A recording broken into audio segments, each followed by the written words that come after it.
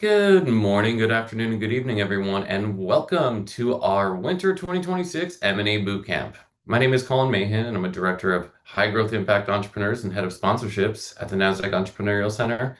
And for those of you who may not know, the Nasdaq Center is a nonprofit improving access and knowledge in entrepreneurship to advance economic progress for all. As you're going to see in the chat in just a moment, the Nasdaq Center provides programs, resources, and exceptional mentorship to help entrepreneurs fuel prosperity no matter where their journey begins. Be sure to check out those links and resources shared in the chat. Now we're going to launch a few polls to take a step back and take a temperature gauge on how all of you are doing today. We use all of this information to guide the programs we provide for this global community of entrepreneurs. So thank you for voting. The first one, how are you feeling about your business? Are you optimistic? In survival mode? Thank you for voting. Also, if there's any specific topics or challenges you'd like us to create resources for, feel free to share them in the chat. We'll do our best to get to them all. As we're rolling, a couple more housekeeping items. Some of you have already done this, but firstly, let us know where you're dialing in from by dropping in your location into the chat. We'd love to see where everyone's joining us from today. I am in sunny, finally, San Francisco. Let's see, Boise, Idaho, Boulder, Colorado, Pebble Beach, Raleigh, North Carolina. Welcome, Los Angeles. Love it. Baltimore, Los Angeles, New York City. Oh, Italy. Love it. Pittsburgh. Nice. I think we got a good mix. Love to see it. San Jose, Maryland. Also, we're going to open up for live Q&A near the end of each panel. So feel free to submit those questions for us at any time by using the Q&A function at the bottom of your screen. We'll do our best to get to every one of them. Now, while you're answering these final polls, I'd like to take a moment to recognize the incredible support of our corporate partners. The work we do here at the center would not be possible without all the generosity and belief of our partners and funders, including Nasdaq, Wells Fargo, JP Morgan Chase, KPMG, Walmart, the Asia Innovation Hub, Wilson Sonsini, the Nareed Foundation, KKR, and BPM. We're deeply grateful for their partnership and hope you'll join us in sharing that appreciation as well. Alrighty, we're almost rolling and done with this final poll. And good news for all of our presenters today is finance and scale look like they are at the top of the key. We're going to be discussing a bunch of that in our M&A Bootcamp today. So without any further delay, please join me in giving a warm welcome to our first special guest who's going to be talking about the M&A market. Jay Jung is a principal and founder at Embark Advisors. Jay, welcome. Hey, Colin, great to be here. So excited to have you. Well, before we dive right in, maybe I just allow you to introduce yourself and talk a little bit about the work you do, and then we'll jump in. Yeah, sure thing. Appreciate the opportunity. So, Embark Advisor is a firm that I started about 7 years ago. My life prior to that, I was an investment banker at Goldman. So, I worked on a lot of large and small deals across different sectors from natural resources, industrials, and tech. Notably, I sold Yahoo to Verizon. I did the MuleSoft transaction to Salesforce.com, and I sold SanDisk as well. Before Goldman, I was in McKinsey in their corporate finance practice. So, I've been doing M&A for over 20 years now. But before all those glory days in the early 2000s, I did do a tech startup in the network security space and raised money from SoftBank and some VCs. That endeavor did not go so well. So here I am. And the idea behind Embark was to kind of take the skill sets learned from the big firms like Goldman and McKinsey and bring them to startup founders and middle market business owners to help them, grow better, manage their finances better, and ultimately exit better. And so we're a 25-person firm now at this point throughout the country and primarily working with middle market firms, revenues anywhere from 5 million to say $100 million, give or take. So that's who we are. Great to be here. Great. All right, Jay. Well, speaking of numbers, the numbers say in the market that M&A is back, roughly 4 trillion estimated for 2025, up from 2.8 trillion at the 2023 trough, if you will. But is this a genuine structural recovery, or are we or are we reading a bounce that could fade? No, I think all signs kind of point towards a structural recovery here. You saw interest rates stabilize and then come down. That's certainly a tailwind. This administration has a much more friendlier stance towards M&A, which is also helpful. I mean, 2021 is not the right benchmark because 2021 was a real anomaly that was pushed by zero interest rates and stimulus liquidity. But I think we are kind of going back to the trend line with 24 looking better, and then 25 certainly picking up steam. And the momentum seems to continue into 2026. Awesome. Well, so you mentioned a little bit about the Fed. Two big things changed in 24 and 25. Fed cut rates. New administration came in with a very different posture on antitrust. So, which of those two changes has actually moved the needle for real deal activity?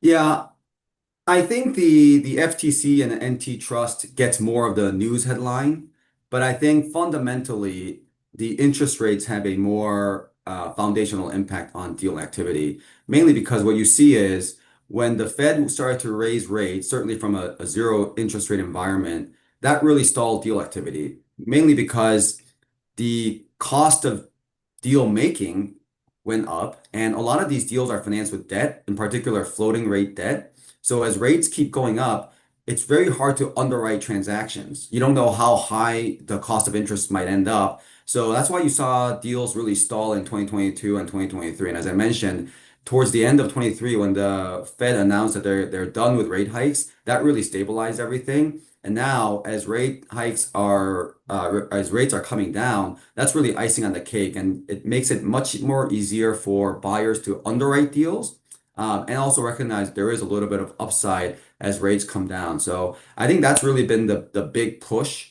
for the last, say, 18 months. Now, with all that said, I do think the general posture change from the FTC, um, is a positive. If you think about a scaled tech company, there's really only two ways to exit. Either you go IPO, or you get acquired by one of the, big serial acquirers like Microsoft, Google, Facebook, Meta, etc.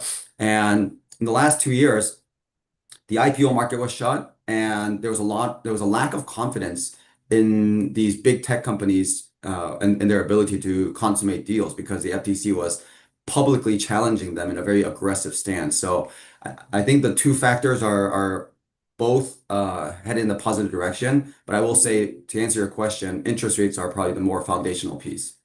Hmm. And in January 2025, DeepSeek dropped the open source model that matched proprietary AI performance at a fraction of the cost. It caused a significant valuation reset for some AI companies. So, how should founders in this room think about whether their AI is actually defensible moat or just a feature? Yeah, that's a really good question. I think, you know, the the AI technology landscape is evolving so quickly. I'm hesitant to even comment here because I think in a week's time it'll be stale. But the DeepSeek drop was certainly a pivotal moment, and I think the recent paper from Sequoia by Julian Beck, where I think the title was The Next Trillion-Dollar Company is going to be a software company masquerading as a services company or something like that. I think that one really hit the nail on the head because ultimately your moat is going to be whether you drive outcomes. It's no longer in the code or the product you're developing. It is going to be almost like a services company in the sense that the end user will purchase the product if it delivers real outcomes. And I think that's going to be the moat for companies going forward. If the company is a great use case for AI that was vibe coded very quickly, that's exciting, but does that really drive sustainable revenue growth? That's questionable. So until a company gets there, I would say, it's still to be determined. Yeah, and the amount, as you mentioned, the amount of AI news that hits every week is just yeah, it's like a up and to the right graph. It's crazy. So yeah, we'll Yeah. see. For the founders and startup execs in this room who are thinking about exits in the next 1 to 3 years, what are acquirers actually scrutinizing last year, this year, that they weren't 2 years ago? Yeah, and I think that's it kind of parlays into the earlier point about building a moat, whether it's an AI company or not. The deal making environment was very different in 2021, 2022 with interest rates so low, and it was a very fast moving environment. I would say that has changed now. Buyers are much more diligent. And in particular, they're focused on, let's say, the quality of the revenue. Buyers want to see that the company has not only brought a interesting product to market, but that they have demonstrated durable and sustainable growth. That means they're digging into how they are acquiring customers, whether they are able to retain those customers, and how they're growing those customers. I think when you kind of dig into this, the second layer for some of these fast-growing companies, you do see that their annualized revenue might be growing, but then on the backside, you see that they have also a lot of churn.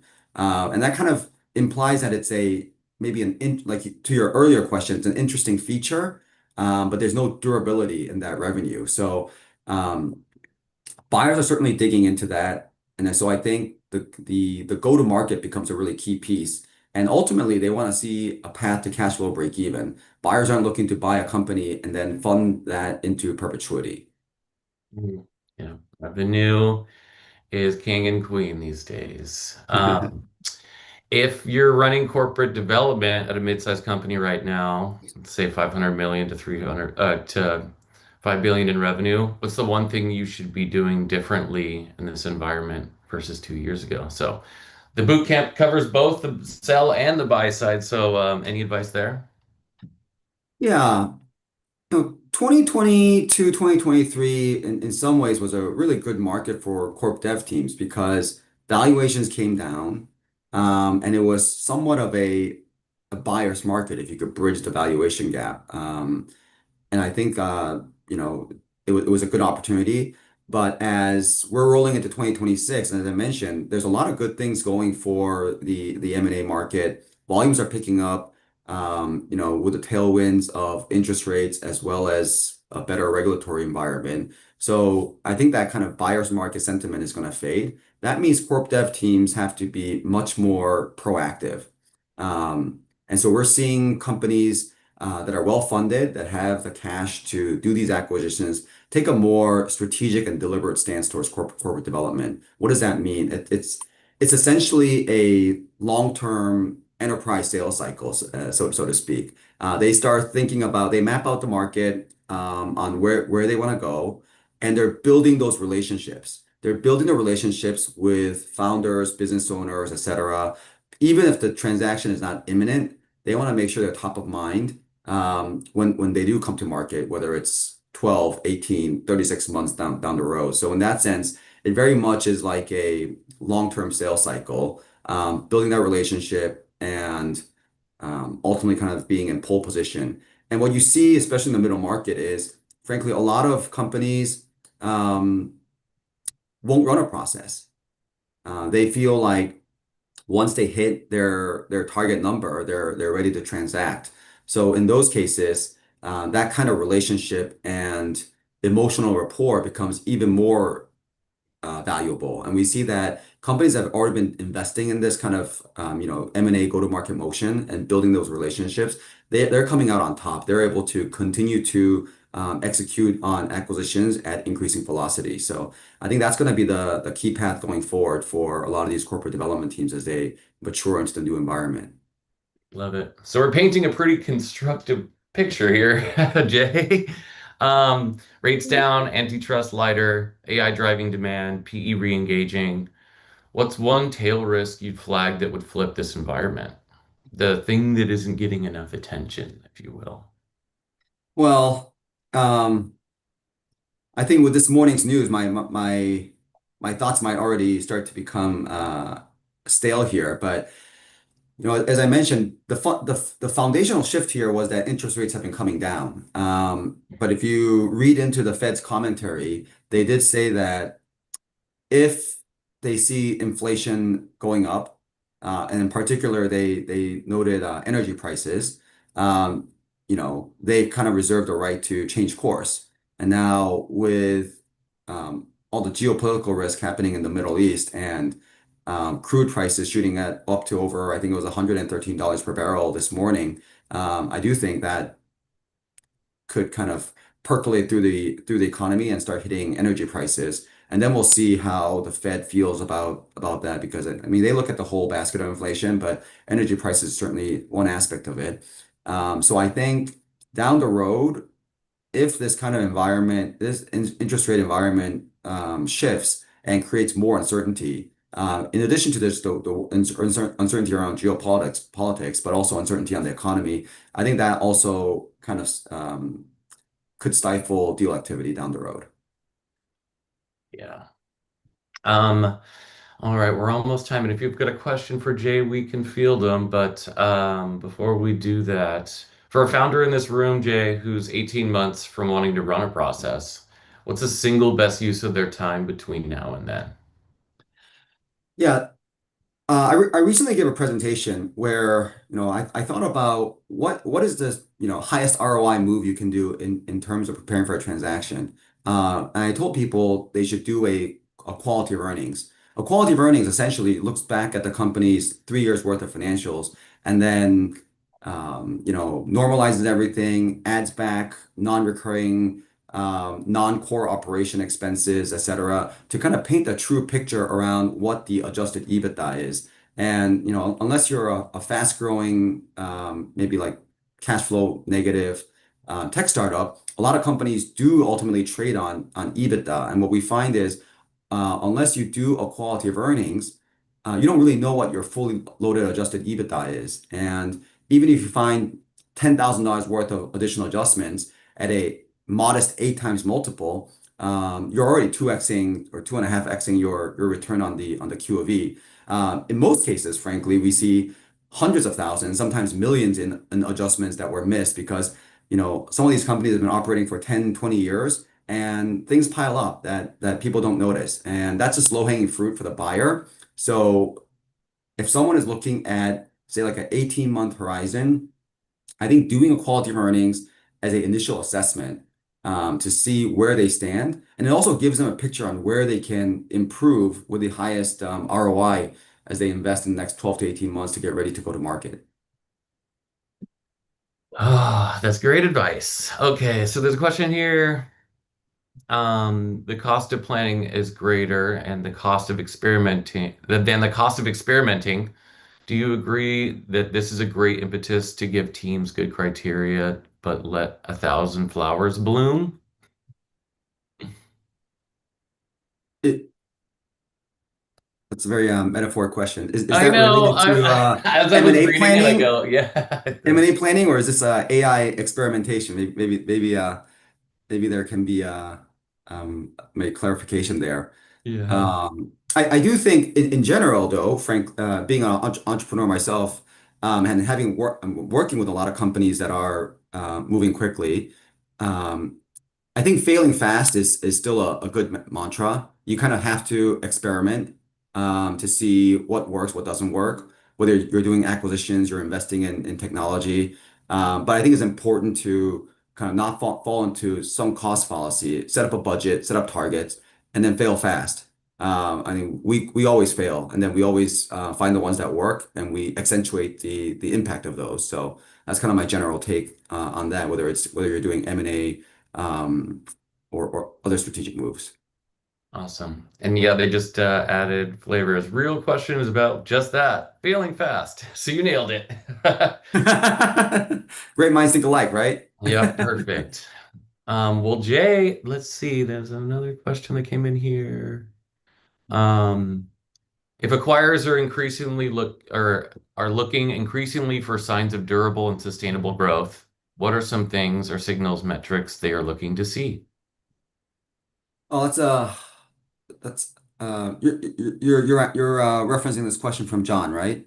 Oh no, it's in the Q&A box. Oh, there's a Q&A box. Sorry. No, it's all good.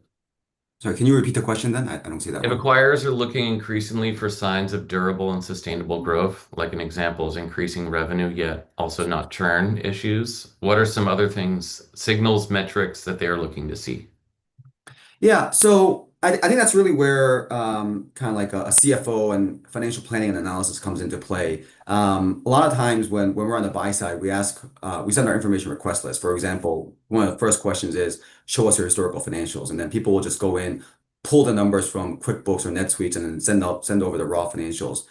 Frankly, we would never do that if we were on the sell side, because what you want to demonstrate is you want to demonstrate your metrics that build up to that financials. Look at like the quarterly earnings deck from a public company or an analyst day from a public company, and you want to show anything that all the drivers that you are tracking that can support the growth story. For example, we have a client that has a phenomenal sales team, and you want to demonstrate how you've been hiring those sales teams, how you've been ramping them up, how they continue to hit their quotas or exceed their quotas, because that's their growth engine. And unless they track those metrics and illustrate that to them, the buyer won't know. The buyer will just see they're somehow growing their revenue. They are adding a lot of customers, but they don't really see the underlying data behind it. So whatever you're doing, whether you're selling into retail, whether you're selling to enterprise or a sales force, going another layer deeper to kind of provide that visibility, that makes a big difference because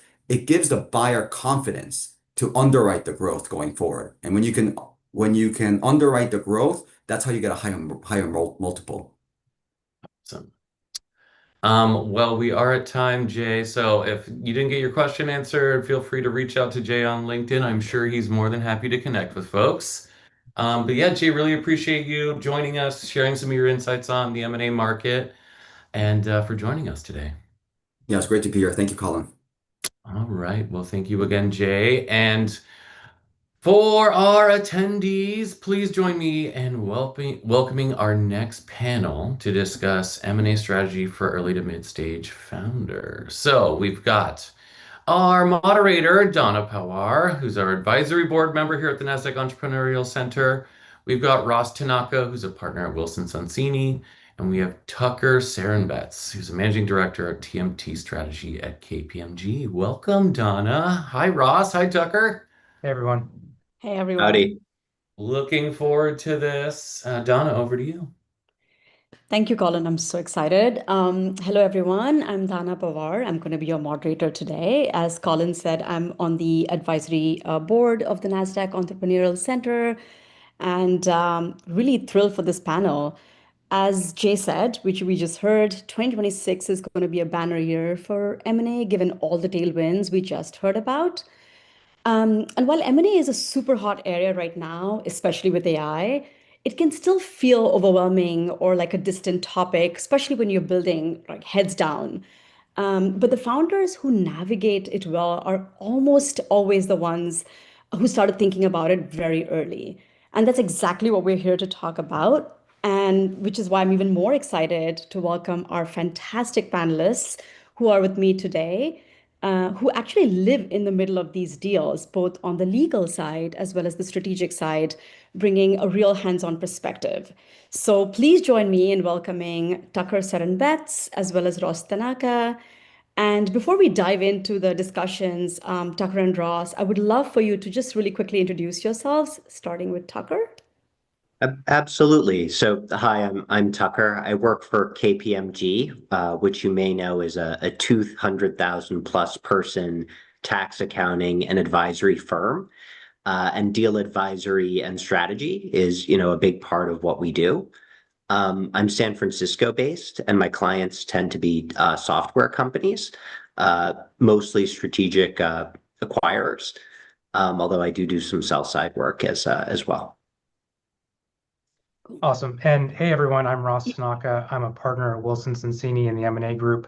I do deals for a living. I do M&A day in and day out. Really broad practice, both buy side and sell side. Do a lot of public company work, but also do a lot of work with founders and startups. Our clients are primarily growth enterprises in biotechnology and traditional tech, but we work across all industries as well. Amazing. As you can see, we have really, really exceptional panelists today. And so I'm going to stick with you, Ross, and I'm going to start with you. M&A saw an increase, a 33% increase in 2025 from the previous year, where two-thirds of business leaders said they plan to pursue M&A within the next 12 months, meaning acquirers are actively shopping right now. So what should early stage founders or early to mid stage founders think about when they're thinking about M&A as part of their company strategy rather than just as an eventual exit? Yeah, that's a great question. And I couldn't agree more with your comments earlier about it's never too early to start. We see deals right now of all shapes and sizes getting done, especially in this market. So you can have really big deals, or you can be executing small tuck-in acquisitions as a smaller stage company. Especially for small and mid-sized companies, the key is really identifying the strategic areas that matter to you the most, right? Because you don't necessarily have the resources to do large-scale M&A or even, multiple serial acquisitions. And so you look at your business plan and say, these are key strategic areas for me and my board, and this might make sense for inorganic growth, right? And the calculus is really, is it better to build it on my own, right? Or do I want to pay to have it done now? And there's costs and benefits of each. And the people who do M&A successfully are the ones that have the discipline to stick within those areas of focus, but also really be able to identify the costs and the benefits of pursuing M&A and deciding when a transaction is right at the right price for the right asset. Yeah, I could not agree more. And that's a perfect segue, Tucker, for you. So what are the most common misconceptions founders have about the M&A process especially in the early stages of building their company? Gosh, so a few things come to mind. I think particularly in the software industry where I spend more time, there is this kind of idea that like just kind of doing more, right? Adding additional features, kind of growing your total addressable market, that all of that will help. But a lot of times the companies that have a very clear kind of like focused strategy, actually kind of benefit more over time, right? Both from a business performance perspective and then ultimately, when they're acquired, right? Assuming they are. I mean, I was just working with a company where they had one customer that was a huge, percentage of their revenue, right? Almost 30% of their revenue. And when that customer left, the whole executive team was, really concerned about their business. But what they found is that customer was driving their roadmap in a direction that was just, not that accretive for the business. So, by kind of refocusing on, their business performance and business goals, they were able to drive ultimately higher growth, higher impact, and a higher valuation for their business. Maybe the other thing too is just M&A comes in many flavors, right? Different stages of your business, strategic versus financial buyers. I'm working with a company right now that ended up in a JV, but, didn't start the process thinking that would be where they would go. So, I think also kind of anticipating and understanding that there are multiple paths and some of those may be driven by outside factors, is also kind of a good thing to keep in mind.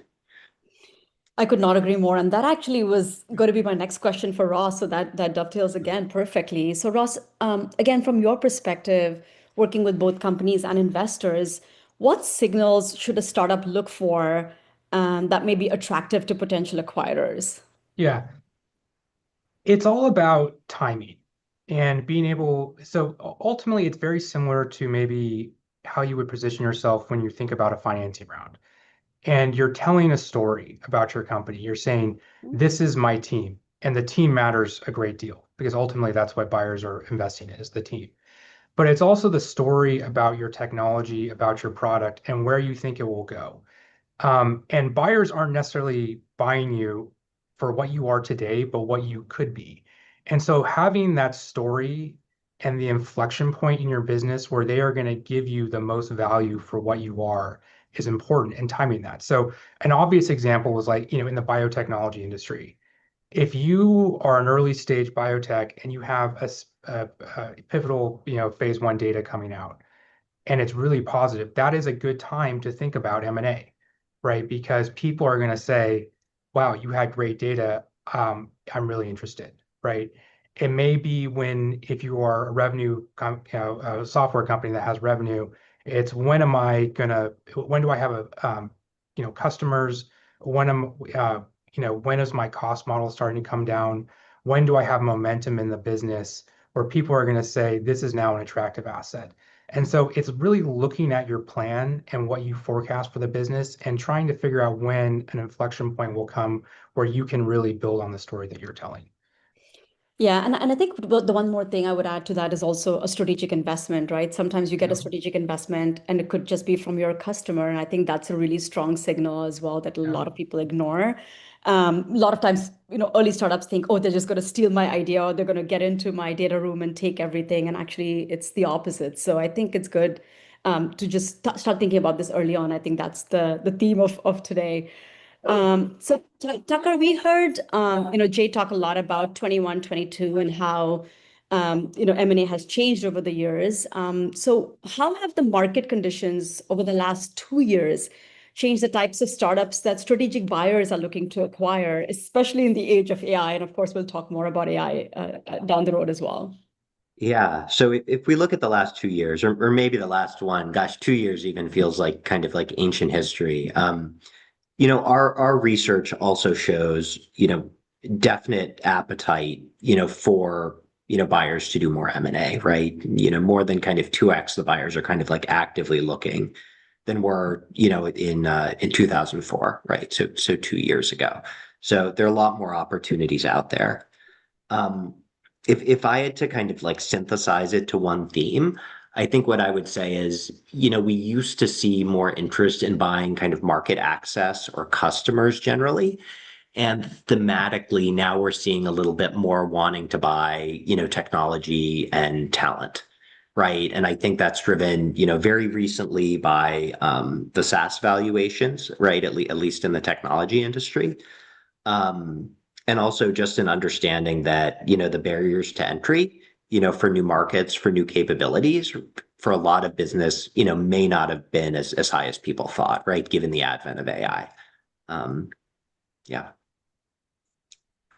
Yeah, I mean, to double down on that, right? The median seed stage valuation for AI startups in 2024 alone was 42% higher than their non-AI peers. So, and like you said, the barrier to entry, I mean, you have 1% companies becoming billion-dollar unicorns and people are doing less, more with less.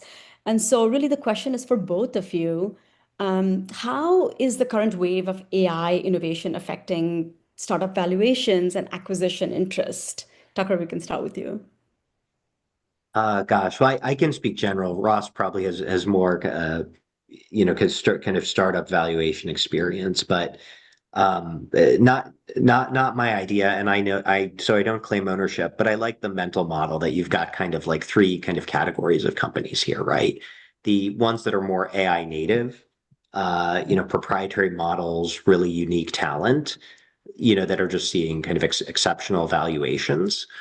The ones that have some sort of kind of defensible, moat, right? So we think a software company in the tax and compliance space, for instance, where like actual kind of knowledge of how that works, right, is an important, contributor to the valuation of that, and the success of that business.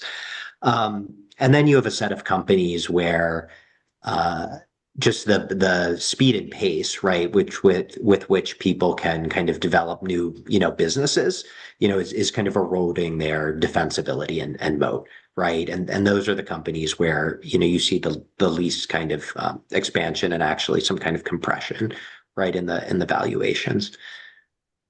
Yeah, I completely agree with that. And it's almost like you have the AI and AI enabling universe, and then you have the rest of it where you try and use AI in your business and say you're an AI company, right? Like everyone at this point, most businesses incorporate AI in some form or fashion. In the actual AI and AI enabling universe, and I'm thinking like semiconductors and things that power all of that, the valuations are, they're crazy right now. And we're seeing companies that are 2 years old with no revenue, 100 or less employees being sold for billions of dollars. Companies that have 6 employees that have been around for 6 months selling for hundreds of millions, right?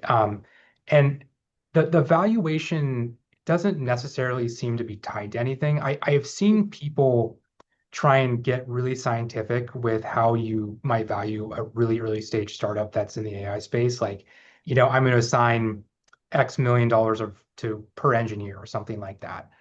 And I haven't found that that's been super successful. There's an element of false precision to that.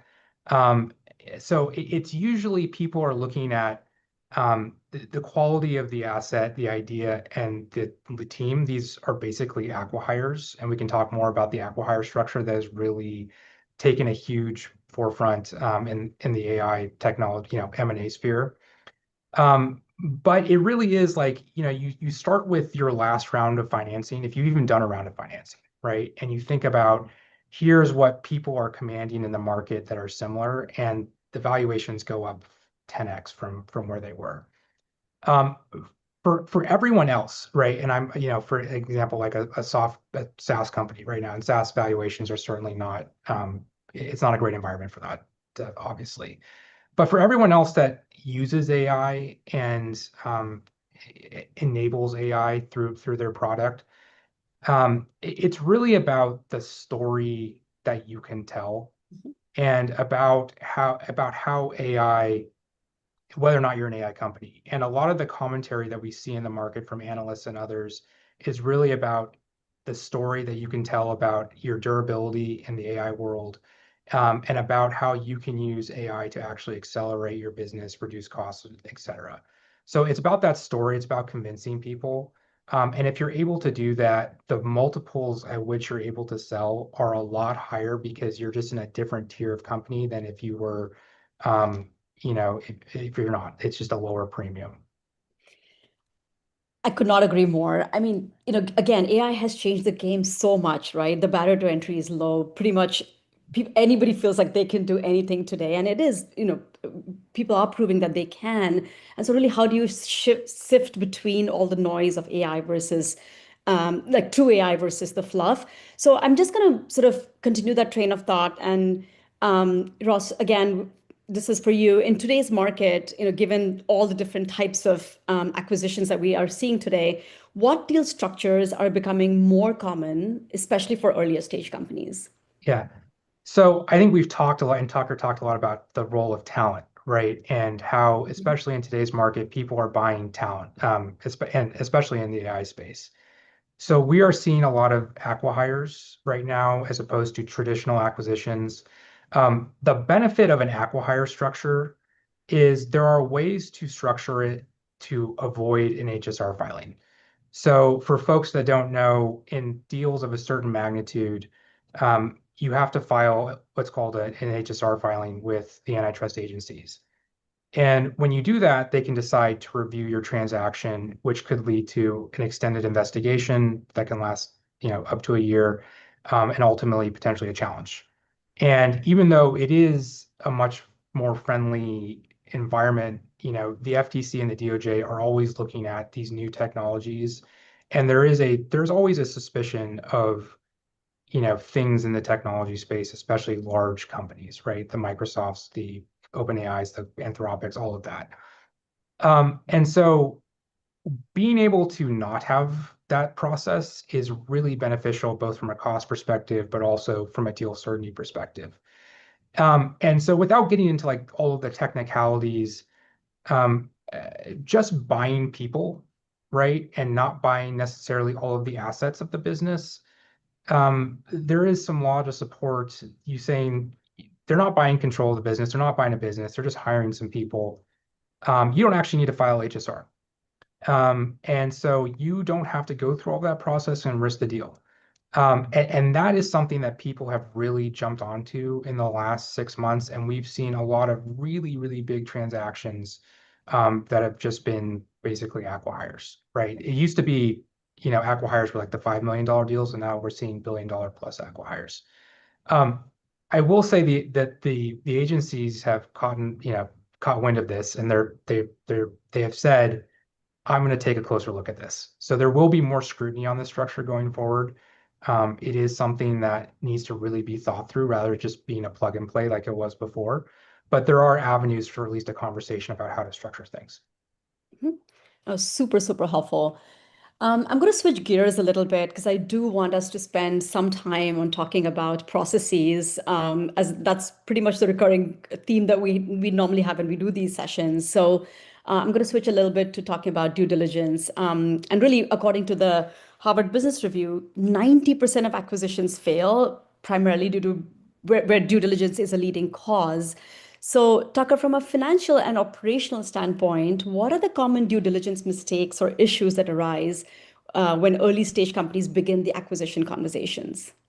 Gosh, so there is a long list, and I can't do all of them justice, although maybe some of my accounting advisory, HR, right, all the colleagues could. But we see security issues, Mhm. we see IP issues, we see contract issues, right? Not having a contract management system. Um, I think it's really critical to get the financial house in order, Mhm. right? So clean books and ideally for a long period of time. And that'll include things like your revenue recognition, process being kind of uh, interpretable, right, and straightforward. Doing simple stuff like getting your sales tax, right, if that's relevant for you. Um, Also, what seems to help is like a history of being able to forecast, Mhm. right? And meet those forecasts, because as you can imagine, a lot of times we see really kind of aspirational, financials. Um, and that's one of the things where when you start to dig under the hood, it can kind of really kind of kill the deal, right? If those are more fantastical and real. And then just on the business side, stuff like customer concentration, right, is often a big risk, particularly for smaller deals. And retention. I mean, we see retention, kill a lot of deals. A lot of these companies have been throwing a lot of money at growth, Mhm. but they haven't been doing a good job, retaining, customers the way they should, right? So when someone kind of plays out the financial picture, they get a story that's less rosy. Um, And I totally agree with all of that. I think just to add on to it, one of the questions that I get a lot is, do I have to be perfect? Right? I'm an early stage startup. I'm barely, I have 10 people. I don't have the bandwidth or the squad to put together a robust privacy program. Mhm. And so the answer is generally no, you don't have to be perfect. You have to have the key fundamentals that Tucker was talking about. Mhm. And that's going to depend a little bit on your business, right? Like if you're a biotech, your patent portfolio is going to matter a lot. If you're a software company, you need to own all of your IP. If it just depends a lot on your industry. But as long as the core fundamentals are there, I find that buyers are really understanding of where you are. And they're not going to expect you to have a robust GDPR compliance program when you're 10 people or even 100 people. And people and their attorneys and advisors will look at you through that lens. Um, that's not to say that there is deal risk for having, things in diligence that are not ideal. And a lot of times the deal, it could disrupt the deal, or it could get done and you have to take more unfavorable terms in your transaction that can shift risk over to you when the deal closes, right? So there's things like indemnities in a merger agreement where if things go wrong, the buyer can claw back purchase price. There might be a closing condition that says the buyer has to walk if certain things aren't true. And so there's just more unfavorable terms that you have to potentially live with if there are known issues in diligence. Um, and the market tends to be, especially in the smaller scale deals, that if there are known issues, sellers tend to bear the risk for it. Mhm. If there are reasonable things to ask sellers to bear the risk for, right? They're not going to say, "Oh, you don't have, a robust privacy program, so all of that's on you." But the core fundamental stuff, typically sellers would bear. Yeah, I mean, again, solid advice. And I think one thing I would just add to it, right? Everything you've said is, I could not agree more with you and Tucker. Apart from the processes, I think one thing, or something that people I think always say to each other is people buy from people, right? And that's something I think we should always remember. Yes, you will have the best financials and data infrastructure and internal reporting and all of that good stuff, but at the end of the day, people do buy from people, and I think people tend to forget that during M&A. So that's just one thing I would add to that as well. Um, I'm going to again switch gears one more time. So Ross, again, many founders do not realize or think of M&A as a growth strategy. Do you agree that it could be a growth strategy? And if yes, what should founders consider if they want to pursue acquisitions themselves as they scale? Yeah, it is absolutely a growth. I mean, it is absolutely a growth strategy. Um, and the benefit of M&A is you can have something now today that can be accretive to your business rather than a year. So just as an example, a deal that I'm working on right now, Series A company, and they need a government license to be able to access a different part of the market, right? And so it's going to take them a year to apply for that, right? There's a lot of hoops you have to jump through. There's a whole regulatory process. So instead of doing that, they're thinking of buying a company that already has that license. And so once they do that, they can benefit and enter that segment of the market. And doing that will take 2 months instead of a year. And so, especially in that smaller market, it doesn't necessarily need to be a completely transformative transaction. And I think some people get in like, it has to be huge. It has to completely change my business. And M&A certainly can be that. And in a lot of scenarios, it is that. But it can also be a highly strategic acquisition where you are focusing on one part of your business, whether it's I'm acquiring customers, right? If you're in the services business and there is another company that operates in a different geographical area, and it just makes sense to bring them over and have that revenue, that is something that is immediately accretive to you without building on that customer base, right? If you're in software and there's another program that you can bring over and immediately begin to cross-sell, right? That's one of the things that people really look for in software acquisitions. That can immediately benefit your business. And so it's ultimately the ability to recognize the hidden costs of an acquisition. And there are a lot of costs, right? Both from transactional costs, for lawyers, advisors, et cetera. You're paying purchase price in cash or dilution in the form of stock. There's also the cost of management's time and taking your eye off the ball of the business and risking missing your key metrics that you need to hit to keep running. And there's also integration risk. Like that's one thing that people don't think of a lot is, okay, I closed the deal. Now what do I do? Mm-hmm. And so there needs to be a really clear plan for doing that. But folks that can map all of that out and think about strategic priorities and stay disciplined and true to those and be opportunistic in how they think about their M&A strategy can really benefit by accelerating key parts of their business faster than they would organically. And I think that's why it's so amazing to hear all of these nuggets from both of you. I mean, having done that, been in the thick of it all, right? It just shows the discipline and how having somebody like both you and Tucker on their side can really change the game.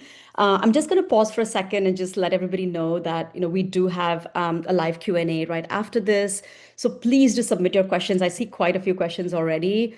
But as you can see, we have two amazing panelists here, so much knowledge. So please ask away, make use of this time.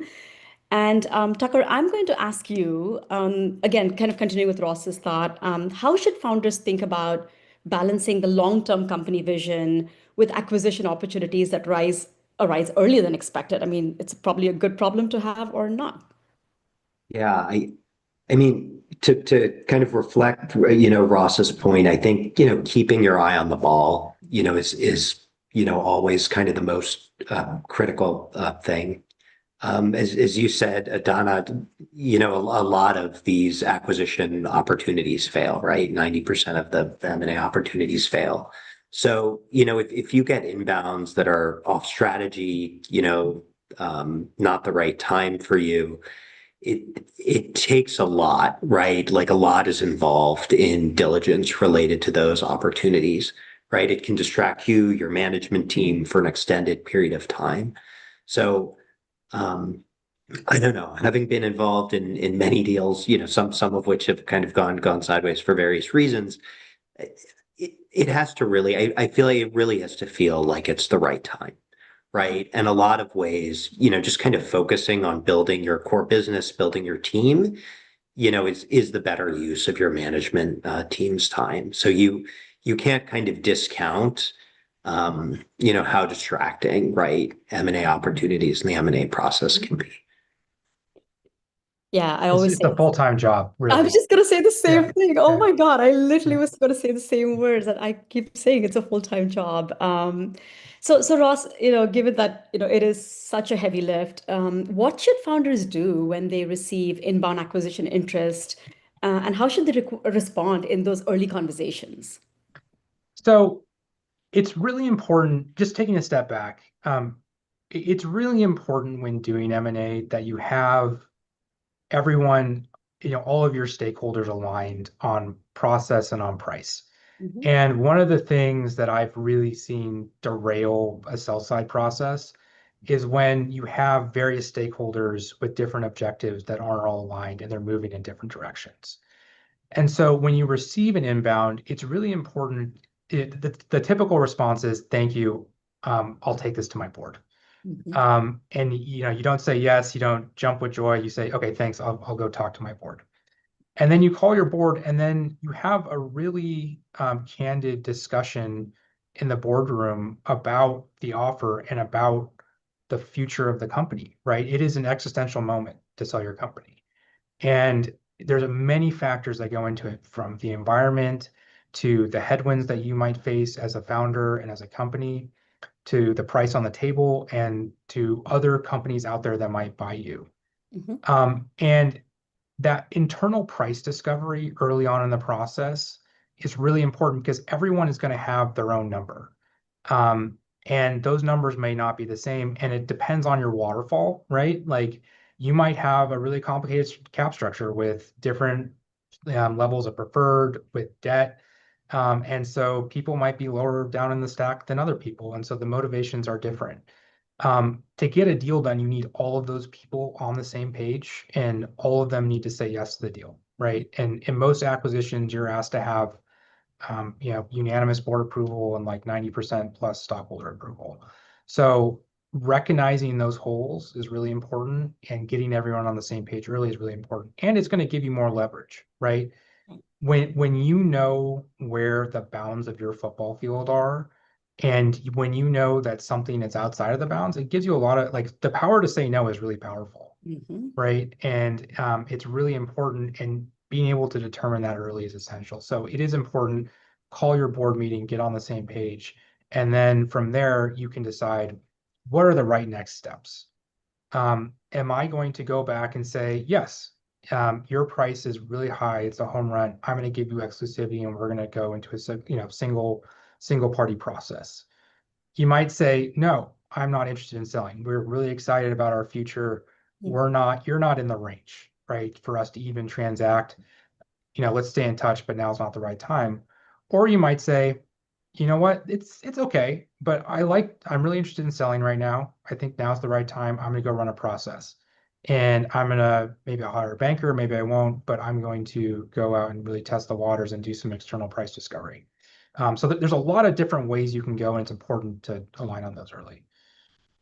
Wow, that's super sound advice. I mean, especially as a founder, right? When you get an acquisition inbound request, it's such an exciting time. But I love the discipline and the thought that you brought into this conversation. So that's amazing. This next question is for both of you. The founders who are not so lucky to get inbound requests and who are right now primarily focused on just raising capital and surviving, how should they also think about positioning their company for potential acquisition opportunities along the way? Yeah, I'm not sure with that. Maybe I'll kind of defer to Ross to start if you have a point of view ready, Ross. Yeah, so I think it's really about getting your fundamentals in the best position that you can. And earlier on before this, people were talking about Q of E. and making sure that your story is right. Like that's what you're doing is you're going on the road and you're telling a story. And so focusing on the core business and thinking about driving to an inflection point where it makes where your story is going to be the best and where you're going to get the most value is essential. You can also start just like on the nitty legal side. You can start doing, making sure your house is in order. Because you're going to get, you start engaging with someone, all of a sudden it's showtime. You're going to get a due diligence request list from their lawyers that's 15 pages long. And they're going to say, I want everything in the data room now. And so you're going to have to scramble to pull together all these documents.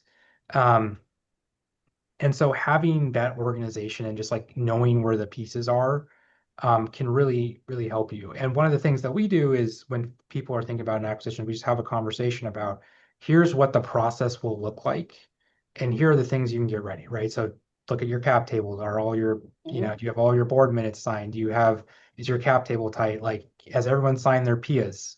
Do you own all of your IP? Do you know where all your contracts are and what's sitting in all of them, right? So just looking ahead to that diligence process and getting ready is something that can be really valuable and save you some time. Yeah, and all these things that you don't have time to think about, which is again why it's great to have experts like you in their corner. Tucker, before we go to the last question, I'm going to ask you. We've talked a lot about again data infrastructure, but if you could like have some quick tips on what role do clean financials, data infrastructure, internal reporting, what role do these play in how buyers evaluate startups? Yeah, I mean they're really important, right? But well, and they're all three categories are a little bit different. But like to start with clean finance, like if there are no financials, right, that someone can have confidence in being accurate. I mean that is really kind of a non-starter, right? That's a hygiene piece that just kind of needs to happen around kind of the data and data infrastructure, similarly, people are gonna want to look at all of the kind of fundamental underlying drivers of the business, right? So, I talked a little bit about kind of like churn in a software company before. Like you need to have a good handle on what that is and what's driving that. Like we were recently working, for an oil and gas software company, right? That, basically they had, a bunch of customers that just weren't, using the software and were churning, right? And that's the sort of thing that will come out in diligence. So I think, being able to answer, with data, simple questions about kind of business performance, and not just like what was kind of revenue, right? Or your, NRR, but actually like, hey, these are some of the key underlying drivers. Like all of that will really matter to a buyer. Yeah. I mean, again, fantastic sound advice. We have 5 minutes left, and I see so many questions coming in, and I know we already had pre-submitted questions, so I want to leave some time for Q&A. So really, as a closing question, rapid fire round, what's the one piece of advice, takeaway that you would want people to leave with today? So I think for me, it's really you don't have to do it alone, right? I think especially being a founder, it can feel isolating that you are carrying the company on your back, and all those things are true. But with M&A, talking to your board, talking to your investors, talking to your advisors, can really help you build that strategy and thinking through with your management team what makes sense, right? And it takes a full team to get a deal done. Like no one person does it on their own. And so building that team, building that alignment early can really, put you in a position for success. Yeah. Yeah, fantastic advice, Ross. I could not agree more with that. If I had to add one more thing, it probably is just kind of around like intentionality, Yeah. and focus.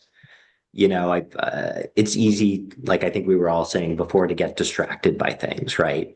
So every time you get involved in a process, you have a customer, coming out of left field with something, having that thought of like, okay, you know, what if instead of dealing with this thing, I just focused on building kind of the most amazing product and business possible?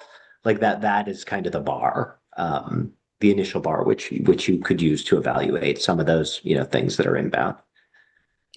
Yeah, I think the two things for me really that I took away was discipline, which is similar to what you were saying, Tucker, really discipline, and also keeping an open mind, right? Ross, you talked about multiple ways M&A can come in different forms and just keeping an open mind from day one. And yeah, I mean, this has been a fantastic panel. I'm so excited. I hope everyone's learned a lot and got a lot from today.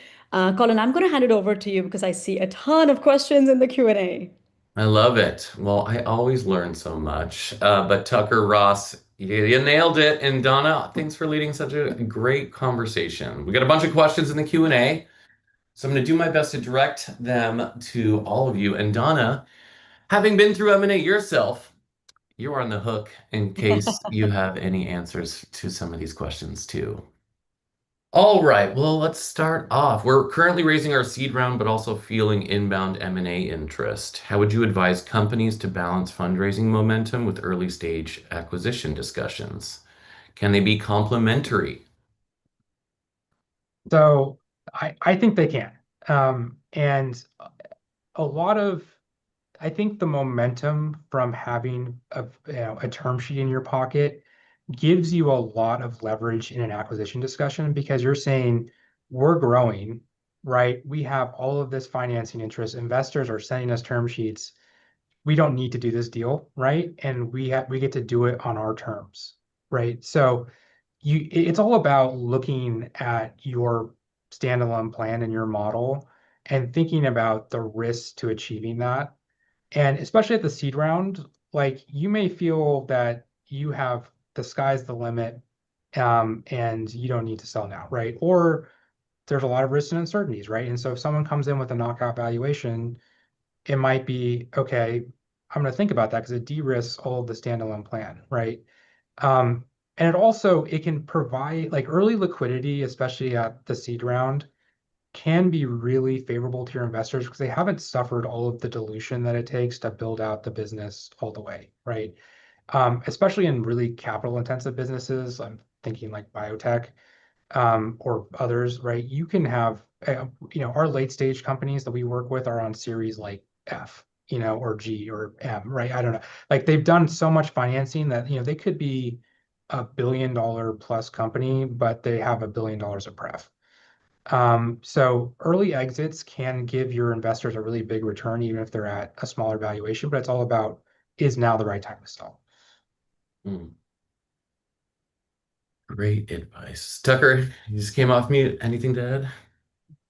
No, I was just getting ready for the next question, Colin. Okay, perfect. Um, what's the typical timeline from initial interest to closing for deals? And I know it depends, but does it also depend on the size range? Do you want me to take that one? Yeah. Yeah. So there's kind of three stages to a deal, right? You have your pre-LOI, like get to know you and let's handshake on a deal phase. Once you sign your LOI, typically you're in an exclusivity phase where you're saying, okay, now the real work starts and I'm going to do confirmatory due diligence. I'm going to negotiate my documents, and then I'm going to sign an agreement. And then if there is something that needs to happen between signing the agreement and ultimately closing the deal, primarily regulatory approval, then there's a pre-closing period. If you don't have any of those things, if you're below the HSR threshold or there's no pre-closing items, then you can simultaneously sign and close. So the first get to know you phase, it can be like a month or two of, just casual, you're just getting to know each other. And maybe they're doing some super high level preliminary diligence. And that can be like a month or so, just like, maybe it doesn't happen now, but it's not like urgent, right? Then you send an LOI. It takes, call it 2 weeks to negotiate an LOI. And during that period, you should be thinking about running a market check, right? You're going to be in exclusivity in 3 days or, a week. Think about whether or not it makes sense to make some phone calls in that period. So then you sign your LOI. Typical exclusivity period is between 30 and 60 days. For a private company acquisition, 30 days is on the low side, 45, 60 days is on the long side. And then pre-closing can be 40 days at minimum for HSR. But if you have an extended regulatory review, it can be a year. So it depends, but your answer is much better than it depends than mine. All right, Tucker, I think I've got one for you, but feel free to tell me to pass. With recent volatility in biotech valuations, how has the M&A market for early stage healthcare companies evolved? Are strategic buyers becoming more opportunistic? And how should this influence our approach? So I'm not that close to the biotech industry, Colin, but maybe Ross could take that one or Yeah. Donna. So I think right now the biotech market is really, really robust. And I think that's driven by all of the external factors that we've been talking about, including a more favorable regulatory environment. And there's also just like a lot of competitive tension amongst big pharma right now. Lilly's kind of on top of the world, and it feels like there's almost an arms race amongst big pharma. And you're seeing things that we didn't like, even the Metsera deal, right? You never would have seen something like that, 3 years ago. So the market is still quite robust, and buyers, large pharma is willing to invest outside of their core pipeline. And so you're seeing a lot of opportunities even for early stage assets, right? You are like that being said, like biotech is more than any other industry, it feels like is really, it's a boomer bust, right? Your company, yeah, and we all know that, right? So it's all about like thinking about, again, with biotech, it's all about timing, right? When is your data coming out? What does your science say? What is your data going to say? And is now the right time to start talking to people? And especially in the biotech world, those kinds of conversations, I think Tucker talked a lot about, relationships and building business development. In the biotech world, those things are happening just like all the time as part of your business model. And so really start having those conversations early and building those relationships. That way, when the opportunity is there, you can start building acquisition interest if that's what you want to do. Great. All right, Tucker. I've got one strike, but I'm trying. Given that you all talked about storytelling component is so important for startups looking to be acquired, what's a short list of features you look for in a story that makes a great story that makes buyers want to move forward? That is a really interesting question, Colin, and then thanks to whoever shared that one. I think it kind of starts with kind of TAM, right, or your kind of addressable market is often like the starting point of the story, right? Like if this whole story kind of concludes, the way we would like, right? What is the potential kind of for this business, at scale, right? Or, assuming that if acquisition is kind of the likely path for it, right? What does this kind of bring, right, at its best? So, I think starting there, can give you a lot of purchase. And then it's all about like, hey, what's the defensible, kind of rational, reasonable set of steps that you have been taking and are kind of taking to get there, right? So, how do you kind of see that journey, right, across a few key phases? Maybe you're building your MVP and then you're coming to market. And what are the proof points, right, that you have in each one? And then what are the proof points that are, coming up that you have some level of confidence that you'll be able to achieve kind of as you move phase through phase. Yeah. Awesome. Yeah, the two things I would add there, of course, is also the team, right? Like show how the team is the right team to execute on this whole story or vision that you're presenting. And the last thing I would be like, don't sell past the close, right? I always get wary when people like try to inflate or like make something bigger than it is. Just be real. You don't have to like make up things to impress a potential acquirer. Awesome.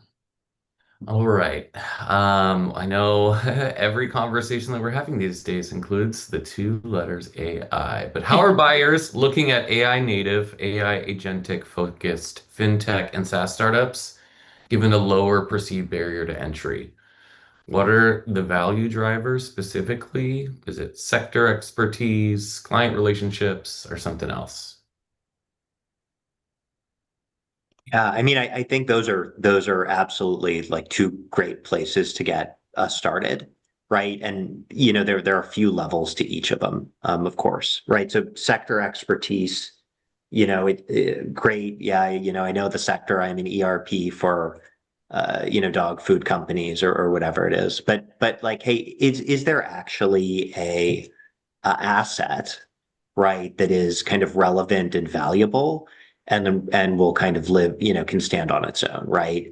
So you think about a software company that supports regulatory compliance, right? Needing to have kind of deep knowledge, right, of the regulatory climate in lots of different places, right? That feels like the sort of thing from a vertical understanding, right? That creates more of a durable moat than just, hey, I've been able to kind of um, personalize, right? This kind of type of software, the software vertical first for certain type of customer. Um, and then customers, yep, kind of always important, but I think there's certainly kind of more skepticism, right, around that as a moat, as I think I mentioned earlier. Great. Anything to add, Donna, Ross? Yeah, I think I would also just add distribution moat as well, right? Because again, AI can only go so far, but if you don't have the distribution moats, right, where you have exclusivity or direct relationships or existing relationships with partners, especially in the fintech space, right? And then switching costs that are baked into the contracts, because again, fintech, highly regulated, plus the cost of switching is really, really high. So just thinking about the distribution moats in addition to what Tucker said. And of course, talent and institutional knowledge, right? No amount of AI will replace that. Mhm. Yeah, and I think going back to something Ross said earlier too, this idea that for many companies, kind of getting AI into the product has been, kind of the number one priority recently, right? And they kind of put the stops on trying to grow every other way. But like, is it in the product in a way that really makes the product better, right? That you can monetize, that makes your customers more efficient, right? Or their lives easier. So I think also thinking about, hey, is it built in a way that really, improves this product? Mm. Great advice. All right, Ross, you're back up, I think. With an M&A in progress, can we split up the IP if it can be used for other use case scenarios? How do I position ourselves in that discussion? And to clarify, the acquisition can be for a product line as against the company. So I think I'll take a step. I think what it's asking is like, do you have to sell the whole business, right? Or can you sell pieces of it? And the answer is you can absolutely sell pieces of the business. And we do those kinds of deals all the time. We call them carve-out transactions. And so the key, like, and those can be really valuable, right? If there is a piece of your business that is no longer makes sense for you from a cost or other perspective, and you can monetize that directly with a buyer, it can be a really strategic transaction. You sell that piece to the buyer, and then you figure out what is it that I need to run the rest of my business. And so we oftentimes see a license back, right? Where you say, okay, in this example, I'm going to sell a core piece of my IP to someone who needs it and who will pay me for it. But I'm also going to have a license back to me that says I can use it for this other limited thing, right? And so you kind of get the best of both worlds in that scenario. And you don't own it, but you're able to use it in a way that still makes sense for your business. And so that kind of transaction is absolutely doable. Awesome. All right, so many good questions and so many good answers. Donna, I'm going to go off script because you asked our panelists all these amazing questions, but Given all of the M&A activity you've been through throughout your career, what's one piece of advice that you wish you knew now or then that you know now? Ooh, that's a good question. Um, I think it's something that Ross said early on, which was you are going to get a lot of inbound requests or interest if you're lucky. And the discipline that is required just takes, a different kind of person because it's so exciting, right? You're a startup founder and you're deep building and not even thinking about M&A and you get this inbound request. So I think for me, not taking the first offer that's presented to you and like Ross said, not being like taking it to the board, really having a team around you that's going to sit you down and say, okay, this is great, but so I think really being disciplined and not jumping at the first offer and taking it to your board as well as other experts is really I wish I had done with the first company that I exited. Some great advice. This is a really unique one, so feel free to pass, folks. But I've never heard it before, and I'm curious if your business name is a family name, can you sell the business and not allow the buyer to use your business name? I think so. Yeah, you can do whatever you want. You can do What whatever is you it want. worth Yeah. is the question. But yeah. Yeah. You can, I think you can do that. Yes. Yeah, I'm just yeah, I was even curious. When financials are audited, do you still require a QOE? Doug, you want to take that one? Yeah. Yeah, I mean, the buyers can ask for whatever they want, but frequently we do see a Q of E, and audited financials, particularly in larger deals. Yeah, I that's what I see too, especially in like processes. I always like kind of like they're really expensive, right? And I've always kind of questioned like sort of like, they're going to get their own inspection on a house they're buying, right? They're going to do their own thing. But it's just become customary in the market for people to get a Q of E on their own and give it to buyers. So um, it's just something that people expect. And the utility of it you can debate, but it's a practice that we commonly see. Um, this is a general one, so feel free for anyone. But can you speak to SaaS valuations in the public markets versus private markets? So seed through C or D rounds? I don't think they're great anywhere right now.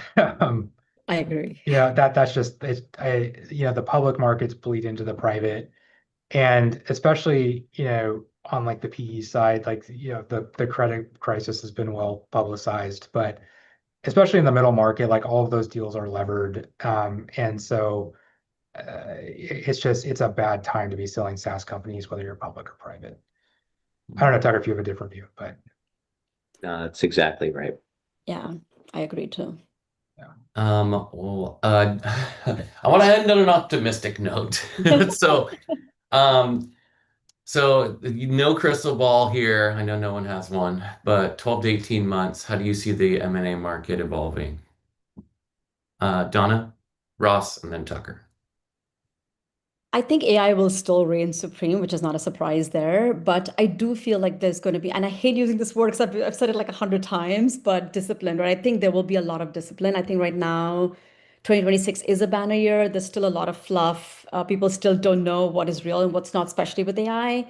It's hard to tell whether it's a feature or a product or it's just a wrapper around a current LLM. It's really, really hard. So I think that will get a lot of discipline will come in, and I see that really happening in the next 12 to 18 months. And I hope at least that's what's going to happen. It happened with SaaS, right? It's the next, like we saw that with SaaS, and now I'm thinking it's going to go the same way with AI.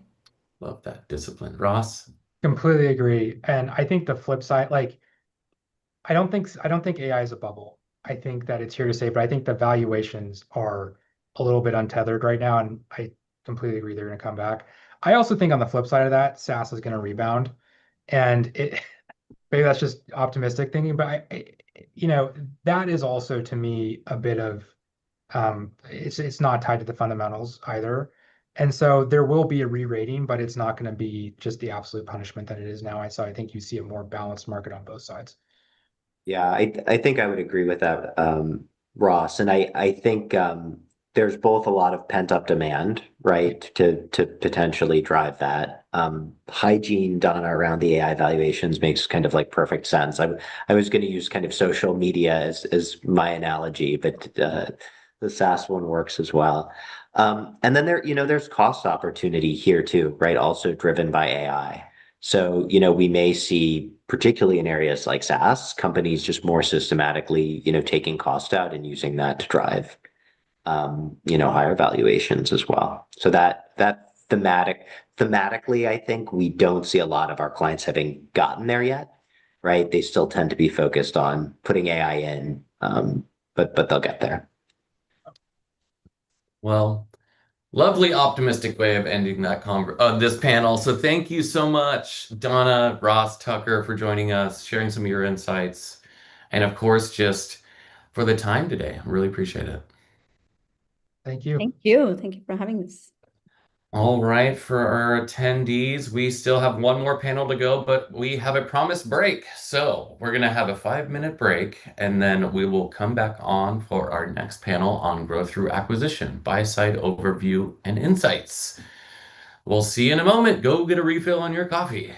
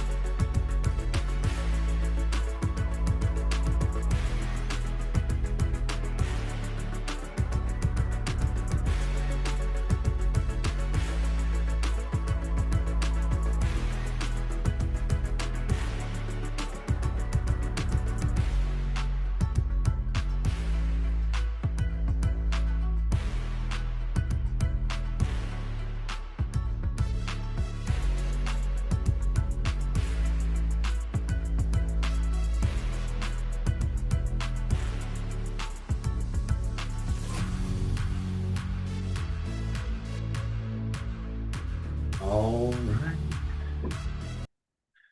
right. Alrighty. Welcome back.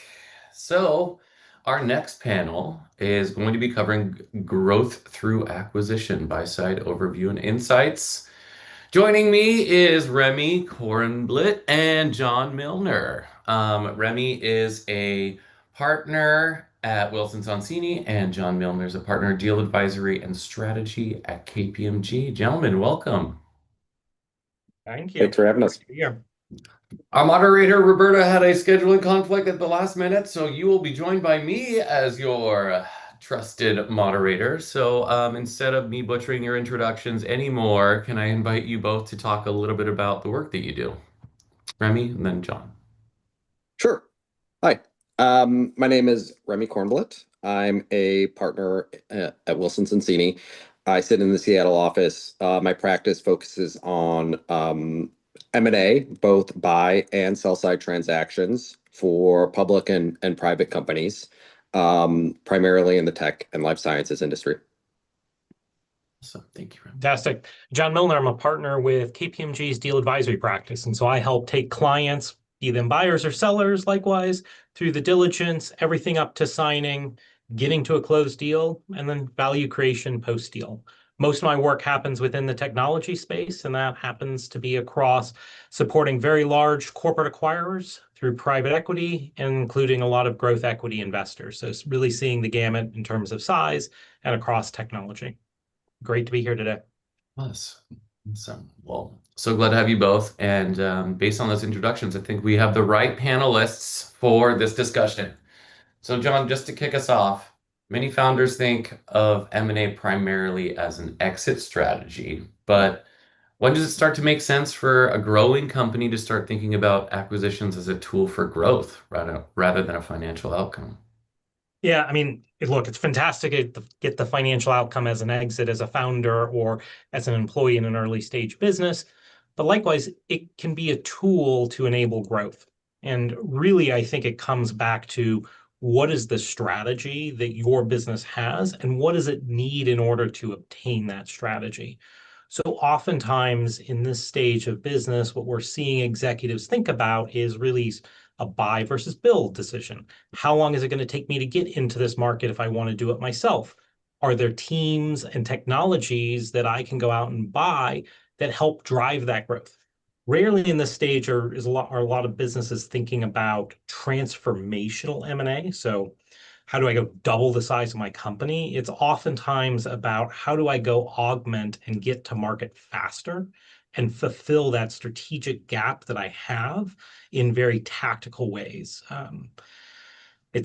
We all think about M&A, or a lot of people do, is something very big and sexy and deals. We hear about Netflix and Paramount in the news, and the vast majority of the time, deals are small. They're very tactical, and for these type of businesses, it's about filling those niches and needs. Remy, I saw you smirk. Do you have anything to add? Yeah, I mean, look, John's exactly right. People often talk about a buy versus build strategy, and M&A can be a really great tool for filling in things that you either don't have the capabilities or the technology to build yourself. And that can be, IP, it can be personnel, it can be customers, it can be markets, right? And I think the key is just to for founders to work with their boards and plan a long-term vision for the company, a long-term strategy, and understand whether you can get to that vision just through kind of what we call in-house capabilities, or whether you need to go out and acquire those capabilities externally. It's not just buy versus build, right? Because obviously there's other ways to achieve strategic goals, short of acquisitions, things like partnerships or licenses or commercial relationships with companies you might otherwise want to buy, or capabilities you might otherwise want to build, but have trouble doing it through the buy or the build strategy. And so in my mind, buy-side acquisitions are are two things. One is they have to be strategic, right? In furtherance of your strategic vision for the company. They also need to be opportunistic, right? Because acquiring a company is not like going to the grocery store and picking something off the shelf. You need to find a target that makes sense, that fits within your vision, and that is also willing to be sold, right? And those conversations aren't always straightforward. They're not always a clear path from A to B. And there are other alternatives or ways to work with other companies, other targets that are short of an acquisition. So strategic, opportunistic. Love that. All right, John, in today's market environment, literally today's, how have tighter venture markets and slower fundraising cycles influence the types of acquisition opportunities that are emerging? Yeah, I think it's a really interesting question, and it obviously changes day by day with what's happening at the macro markets and the geopolitical environment. But I think there's some really continuous threads that you see over time. And one of those is that the most valuable assets will typically always command the highest value and price. I mean, that sounds obvious, but even in down deal markets or in very tight markets, when you have an attractive asset that's for sale, it will command great valuations. And one of the challenges that we see, at least in where I sit, is we see a lot of those transactions print. We see the valuations, we see the announcements, and it kind of sets a benchmark for where the market is. Rarely do we see a lot of the other transactions that price at much lower sort of valuations because they just aren't necessarily the number one asset in a particular market. And so it causes some challenges between buyers and sellers as we think about pricing. But again, great assets, really great market conditions, really great valuations. As we think about where we are today, it comes back to some of the points that have already been talked about. It's about what is that strategic fit and do we have the opportunity to do it? I think one important point that is interesting that businesses have, especially if they do have institutional capital behind them, is what is the currency that they have to transact? Do they really have a lot of cash to go out and buy somebody? Do they have a lot of equity that may be valued and may be valued more in the future with somebody that changes some of the calculus around the valuations and how people come to an agreement and a deal in this particular cycle? But you really need to understand like what are the assets that I want to go out and buy? Remy said something really great just a moment ago, which was it's not like a supermarket that you walk in and buy things off the shelf. The good acquirers, the great ones, have lists of businesses that they say, when this comes to market, I really want that. That's the technology and piece that I want to do. And so they have to be ready to go out and transact. And the valuation sometimes is just a reality of when things come to market and what the market looks like at that point in time. Well, to stay with you for a second on that valuation front, AI startups are attracting significant investor interest and premium valuations. So, how's the AI boom influencing buy-side strategies looking to acquire technology, talent, data? Yeah, it's super interesting right now with AI. I mean, I think you've got a camp that has added AI to the name of everything, and they believe that they're an AI company and they deserve AI valuations, and most buyers and sellers kind of see through that at the end of the day, that that's not necessarily real. But when you really think about the native AI businesses that are out there, it's been really interesting to see what that transition is. Some of them are great, fantastic valuations, and we see those examples out in the market. Other ones are more acqui-hires with businesses that are really a team, and the buyer's really just looking for a team. And it may be a very expensive team. It also may not be a team. I think if we rewind the clock a year or so ago, there were a lot of very deep vertical AI businesses that had fantastic solutions to customers' problems. And if we look today, what some of the frontier models are really doing, they've almost taken that entire business away because of where that technology is going. And so I think one of the challenges that I hear in boardrooms and with clients around AI is this really a defendable position that this company has? Or in 6 months, is everybody going to have this technology or be very close to it, that the value isn't there?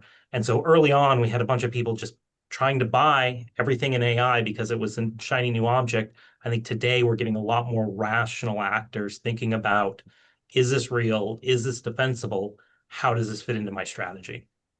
Yeah, and I'll just echo, I mean, what John said, that's all absolutely right. There has been an exuberance for AI technology, AI products, AI solutions, right?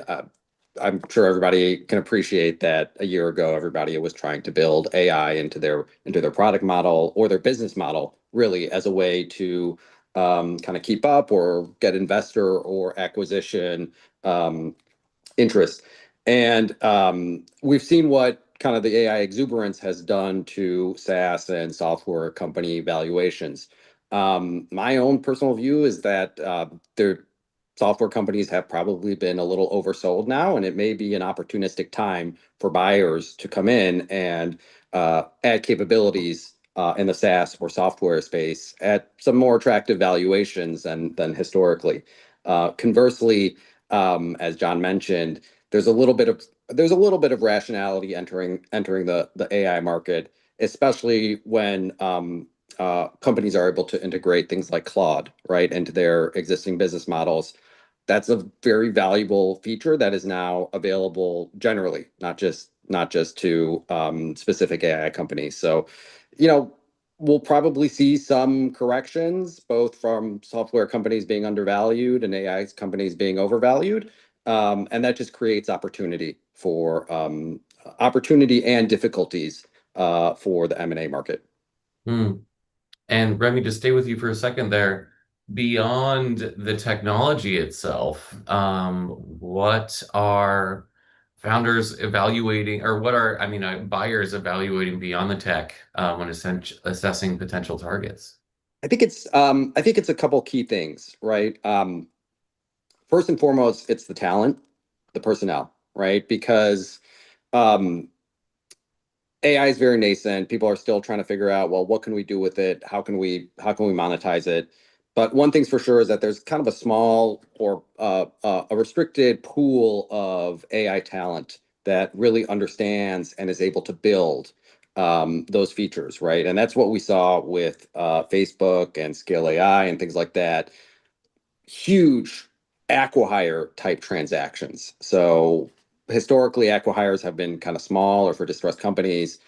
When we're talking about AI, the talent, the personnel is really front and center because people see kind of greenfield opportunities to build and develop and create new solutions or really kind of revolutionize the market. So the talent is probably the first thing, and you want to make sure that the folks that you're bringing on are able to build those AI native products or those models or work with them in a way that can deliver value to your company. So first is talent. The second piece I think people are starting to focus more on is monetization, right? Because these are very kind of capital intensive, investment intensive projects.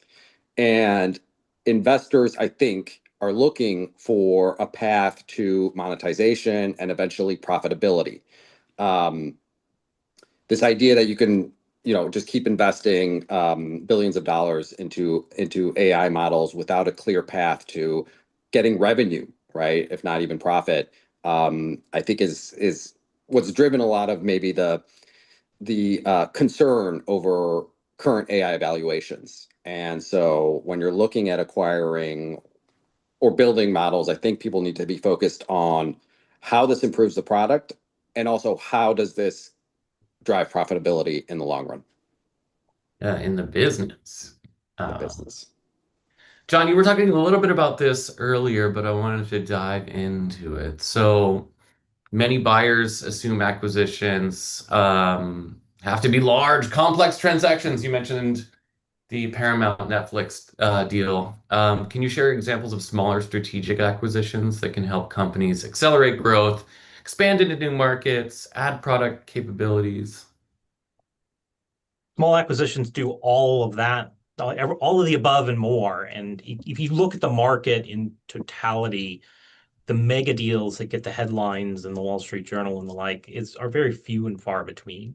The vast majority of the US M&A market is very small transactions. And in tech, we see a lot of them happening specifically around talent. Remy spent a lot of time talking about talent just a moment ago. Talent's incredibly important. I think probably everybody on this webinar probably understands the impact and the importance of talent. Talent's incredibly important, specific IP. And so we see a tremendous number of acquisitions happening that fill very point solutions. I need a specific product set. I need a specific customer geo or talent base to go and do that. And those tend to be the most successful. They're the ones that don't get the headlines.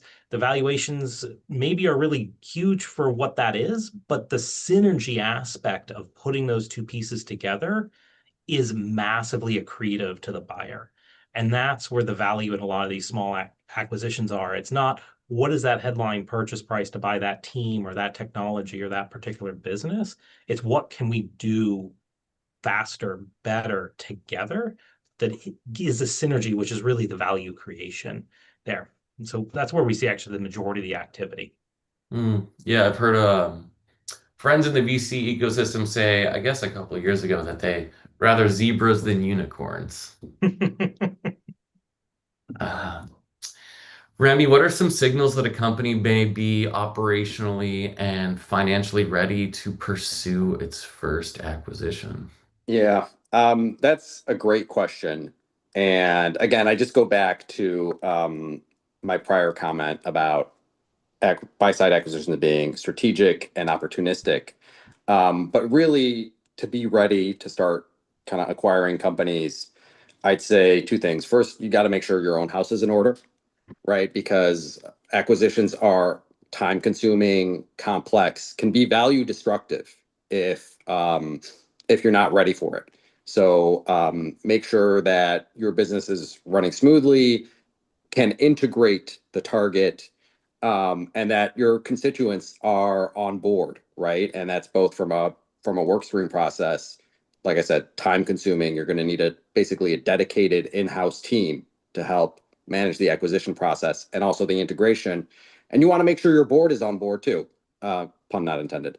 And then the second thing I'd focus on is your currency, right? Because a lot of private companies pursuing buy-side strategies don't have a lot of available cash to do cash transactions. And so, as is very typical, they're going to want to do acquisitions with consideration consisting of their own stock, right?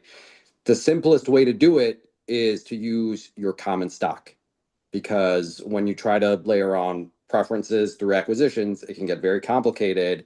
And then you've got to manage your existing kind of preference stack and your existing investor base.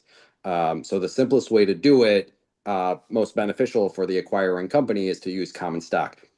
But people have to want your common stock, right? So your valuations need to be attractive and also clearing existing preferences on your own side. So you want to make sure that your currency, your common stock, in most cases, is going to be something people want in return for their own company, and that includes your existing prospects and also your ability to deliver on value creation through the combination. So I'd do those two things. I'd make sure house is in order and currency is valuable and attractive to potential targets. Thanks for me.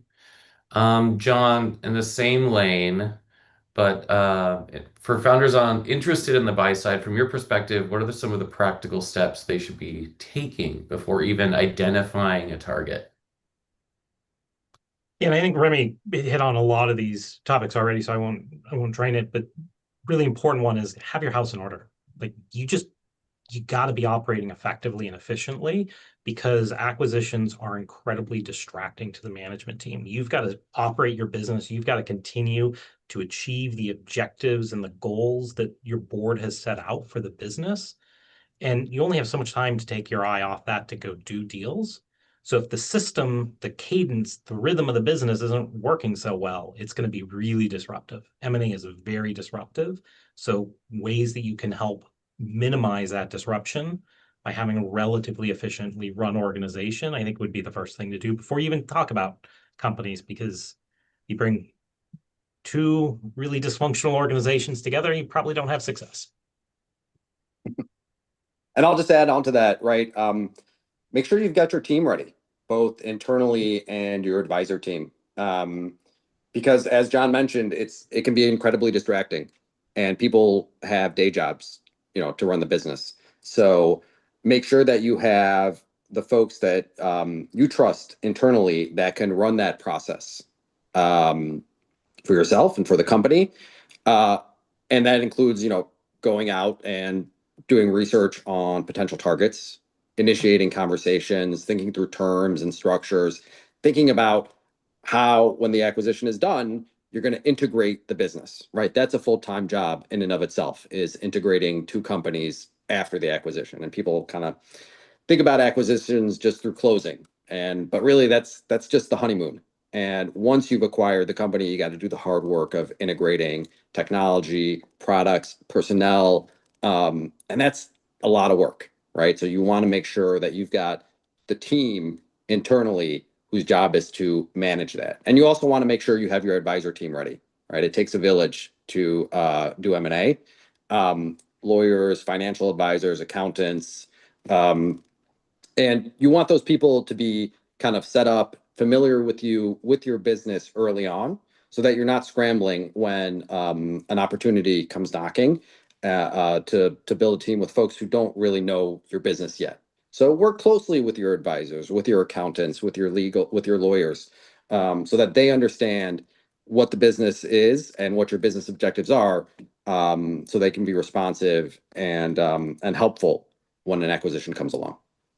Incredibly good advice on both sides of that table. John, from a financial standpoint, what level of reporting, planning, internal discipline should a company have in place before attempting its first acquisition? Yeah, I think it goes back to what we've just been talking about, is have your house in order. But Yeah. when you think about specific to this sort of question around financials, reporting processes, like, you need to know what your measurement stick is for what a successful acquisition is going to be. So you have a thesis, or you should have a thesis before you're doing an acquisition. And what is success measured by? Is it entrance into a new market? Is it an increase in revenue? Is it a reduction in cost? Is it X, Y, and Z? You want to make sure you actually clearly know what those KPIs are. You know what your KPIs are, so that you actually have a good measurement stick to judge whether this is good, bad, or in between from a transaction perspective.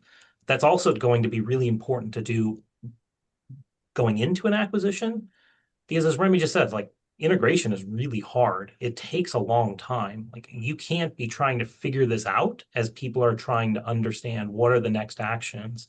And in a task list of 10,000 items to do in an integration, how do you prioritize what are the most important? Well, it comes back to, what's your North Star? What is the thesis, and how are you measuring against it? And still run the business. I think Yes. both of you have double clicked on that. You must Yeah. continue to drive value to the business. And look, you've got to also have a plan for funding, for financing, because unless you're profitable in a way that can support two businesses, M&A is expensive, and you're potentially adding capital needs when you combine two companies, both because of the integration, but also because you're increasing the size and needs of the business going forward. So make sure that you have a financing plan, and your board and investors are aligned with that, so that you're not scrambling while you're trying to do an acquisition and also need to raise capital at the same time. That can be tricky. It can also be an opportunity, right? Because when you're out fundraising, if you can tell the story about how an acquisition is going to help take you to the next level or be transformational for your business, that can be really exciting for investors. And so it can be an opportunity to fundraise while you're doing M&A, and that adds complexity. With opportunity comes complexity, obviously. Remy, to stay with you for a second there, from the legal side of things, what are some of the most common pitfalls companies encounter during the acquisition process, especially if it's like one of these early deals? Yeah, be thoughtful about how you're setting up your terms and your transaction at the outset. We often find it funny as lawyers because so much value gets traded in the first few conversations around M&A participants, right? And we're, whether it's consideration or preference rights or form of currency, or just basic things like terms. Will there be an indemnity? How much are the employees getting paid? Is there going to be acceleration of equity? These kind of fundamental points get discussed and negotiated very early. And a lot of times people end up trading value, significant value, without maybe realizing it. And then later on, you're negotiating over, small dollar points, right? And you spend a bunch of time negotiating the terms of a contract, which ultimately are very minute compared to the big value points that got exchanged up front. So our advice is always, once you find a target or once you start discussions, like talk to your board, talk to your advisors early on so that you've got a good handle on what those key value economic points are and how to address them in the context of the overall transaction. It can be really difficult to present kind of a fully baked deal to your board for the first time, right? Or your advisors are here to help you and help create value. That's limited if they get brought in kind of when the key economic points are already negotiated. So bring people in early, be thoughtful about how those first kind of exchanges of value are going to go forward. And then the second thing is, do your homework, right? You're going to end up spending a lot of time and money looking at the potential acquisition. Make sure that it makes sense strategically and that you've identified kind of red flags or potential red flags early in the process, because it's really kind of sucks to go through a month-long process, uncover something in diligence at the very end and say, this doesn't work. This transaction doesn't make sense anymore. So focus on kind of the key hurdles that need to be met, or the key boxes that need to be checked early on for this acquisition to make sense, so that you're not spending a bunch of time on a target that just isn't gonna work from a strategic rationale or from a risk perspective ultimately. That's great advice.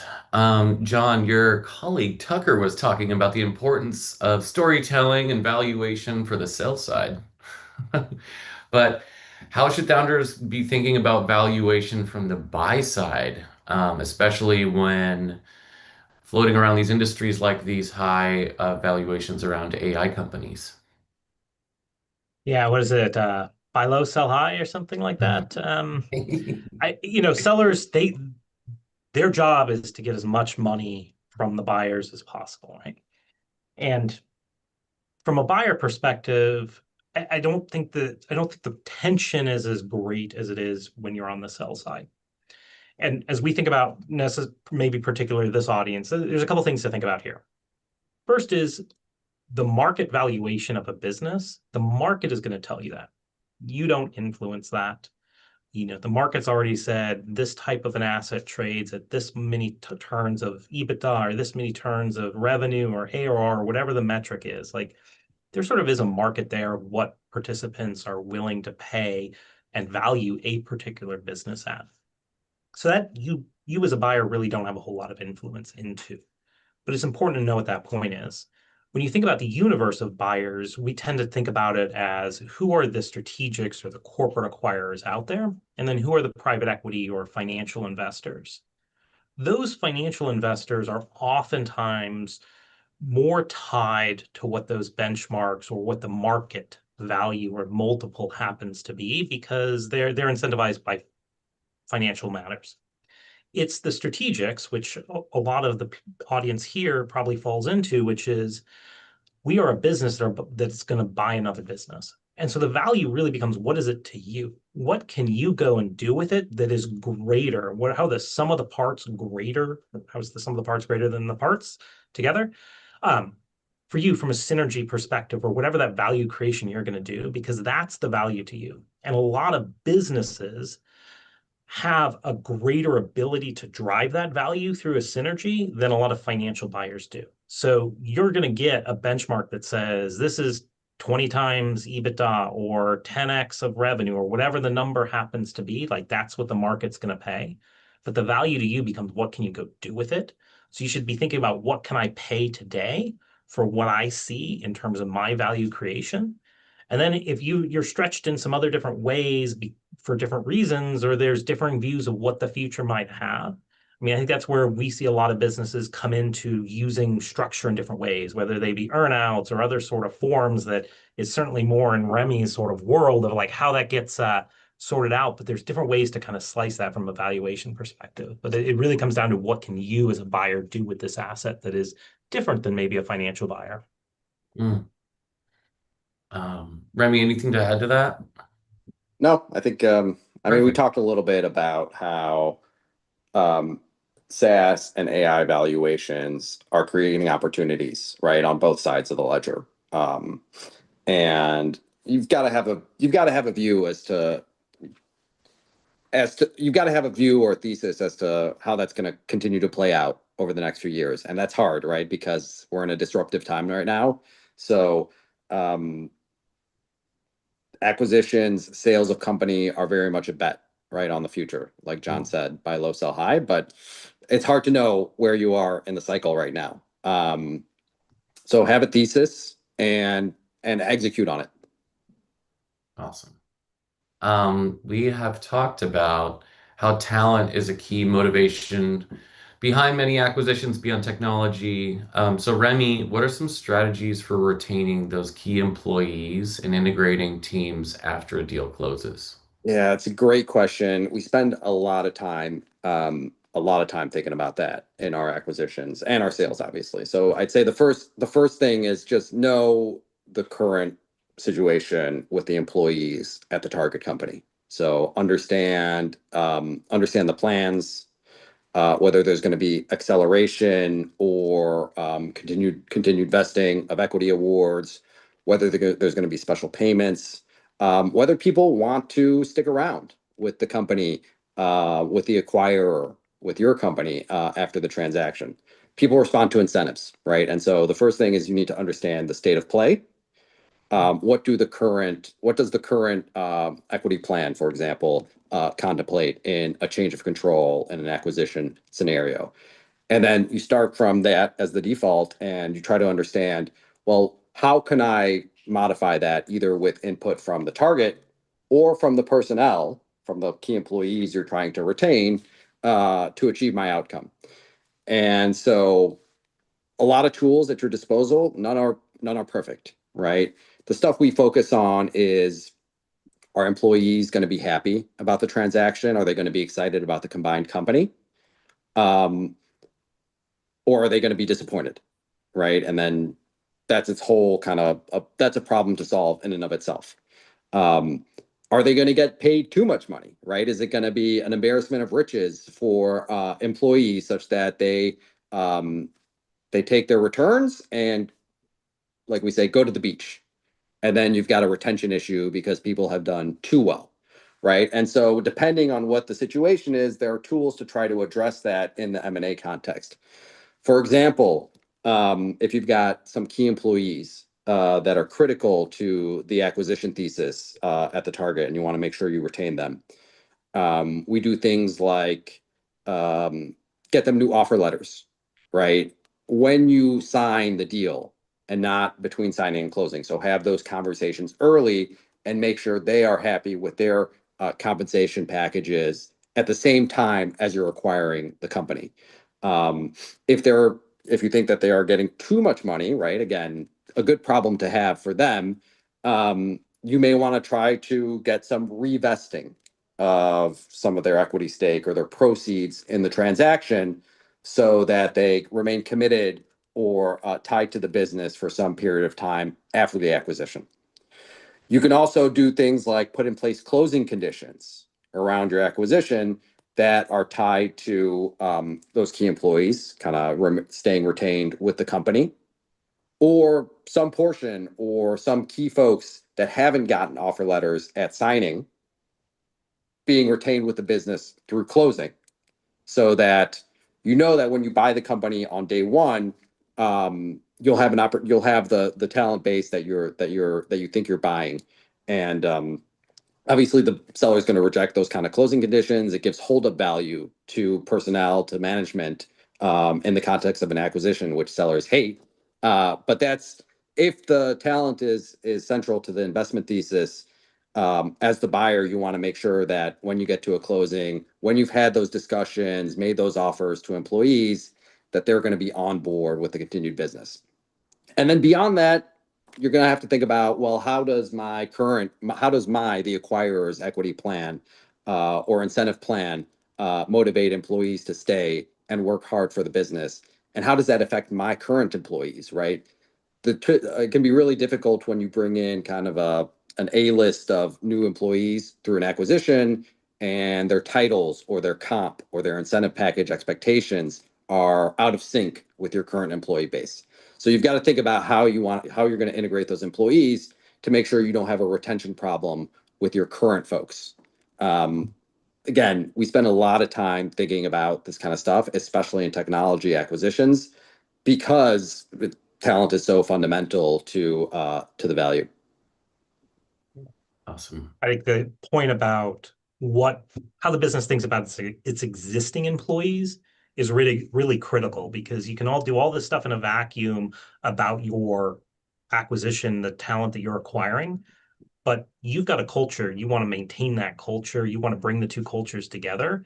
And you can do all this analysis around this culture, and here's what it looks like together. But throw a bunch of money to one of those sides of people, and all of that changes. And so there's a lot of different moving parts and scenarios that you have to go through, because you need a combined entity moving forward.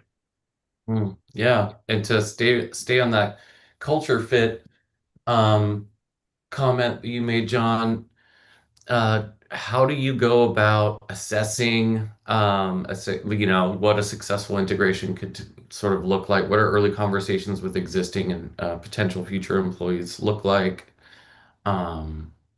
Yeah, how do you go about that? Yeah, I mean, talent is incredibly important, as Remy said. Like, there's no way around sort of talent. It can have the best technology in the world, but you got to keep it moving forward.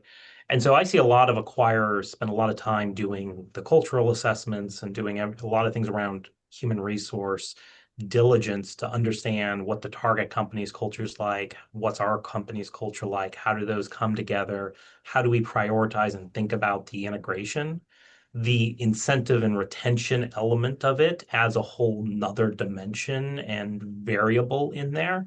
But it's really important, because you bring two groups together, and there's a number of examples throughout history of bringing two cultures together and they're just polar opposites, and the combined business just doesn't really work very well going forward. And at other times you bring them together and you spend a lot of time thinking about what are the spans and layers, who's reporting to who's getting what responsibilities, and how to build a team that is going to march forward to the company's vision. That's where the success happens. Is if you just think that we can go and do some stuff on a legal document and move some money between banks, and now all of a sudden we've got this great asset, and the spreadsheet tells us it's going to have a fantastic return, and we really haven't thought about the day-to-day life of the people that are impacted by this on both sides, you're going to have a pretty poor outcome. I will almost guarantee it.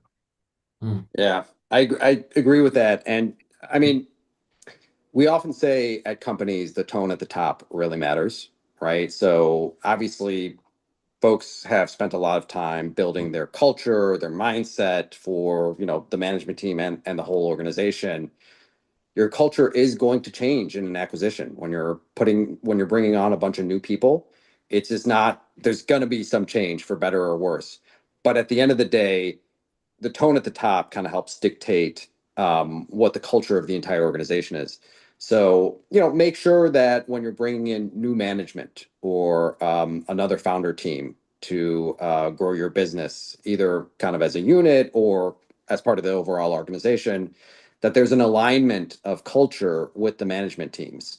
And that doesn't mean they have to be identical, just, compatible or complementary in a way that's not going to be destructive to the culture of the organization that you're trying to set as the founder or as the leadership. You can buy a product. You can't force culture. I like that. So, John, once a deal closes, what should the buyer prioritize in the first 90 days to ensure acquisition all actually delivers the strategic value? We talked a decent amount about the importance of integration, but yeah, what are some of the things to make sure the first 90 days are rolling smoothly? Yeah, and so comes back to a couple different things that we've already talked about, but fundamentally, you need to have a plan.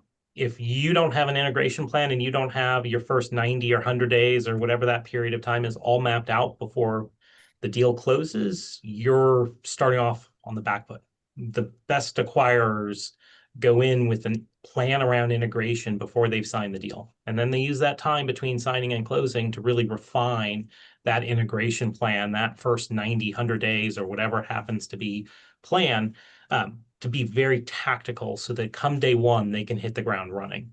The most important things in that period, I think, are one, you have to communicate. You have to have really strong communication plans that you execute and you repeat and cascade both through your organization to your employees so that everybody feels part of this combined ship moving forward. They know the role that they're going to play, but you also have to communicate externally. You have to communicate to your customers and your vendors. What does this mean to them? What is the excitement that you want your customers to be embracing and waiting for you to bring something to the market that's going to satisfy them?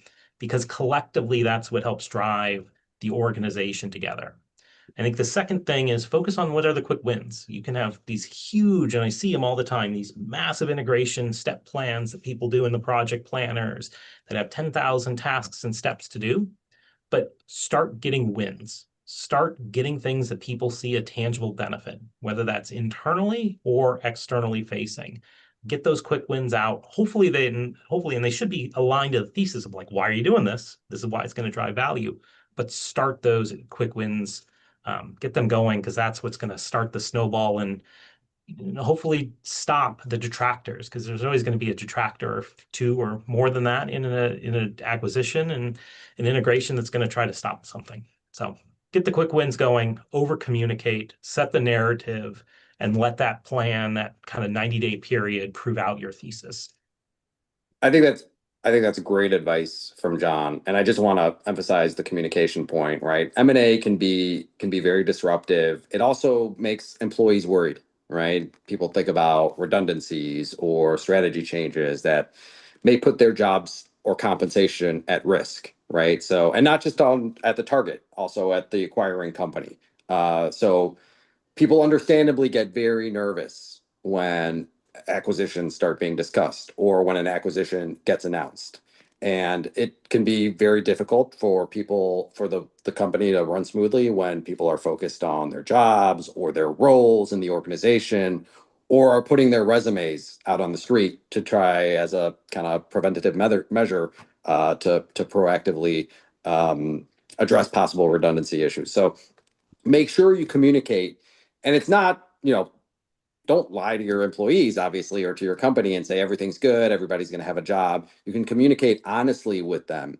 We're thinking this is going to improve efficiencies. There may be some kind of redundancy, some organizational changes, and be transparent with them as decisions get made, right? So that they're not left wondering, is my job at risk? Who's going to be my new boss? Things like that. That's really helpful, we find, to help the business run smoothly and to put people's minds at ease around an acquisition, which can be a difficult time for folks. Sound advice.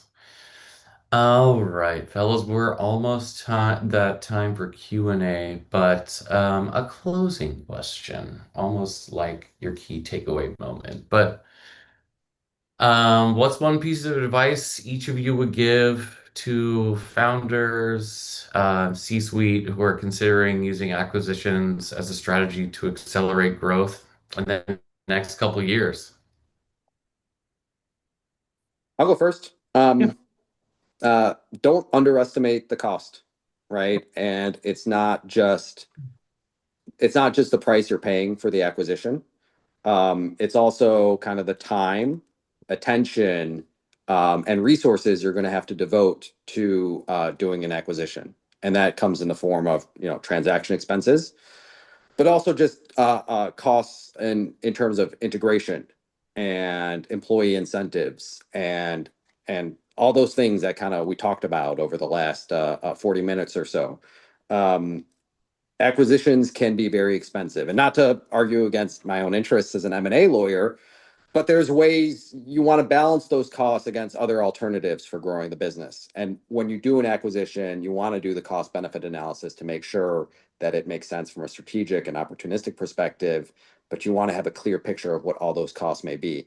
And that's why it's good to talk to your advisor team, to talk to your internal team and your board early to understand, is this part of the strategy balanced against, well, how much time and effort and money is this going to take? And is it worth it at that point? Or can I pursue another strategy, internal build, partnership, licensing, that gets me, if not all the way there, close at a cheaper cost?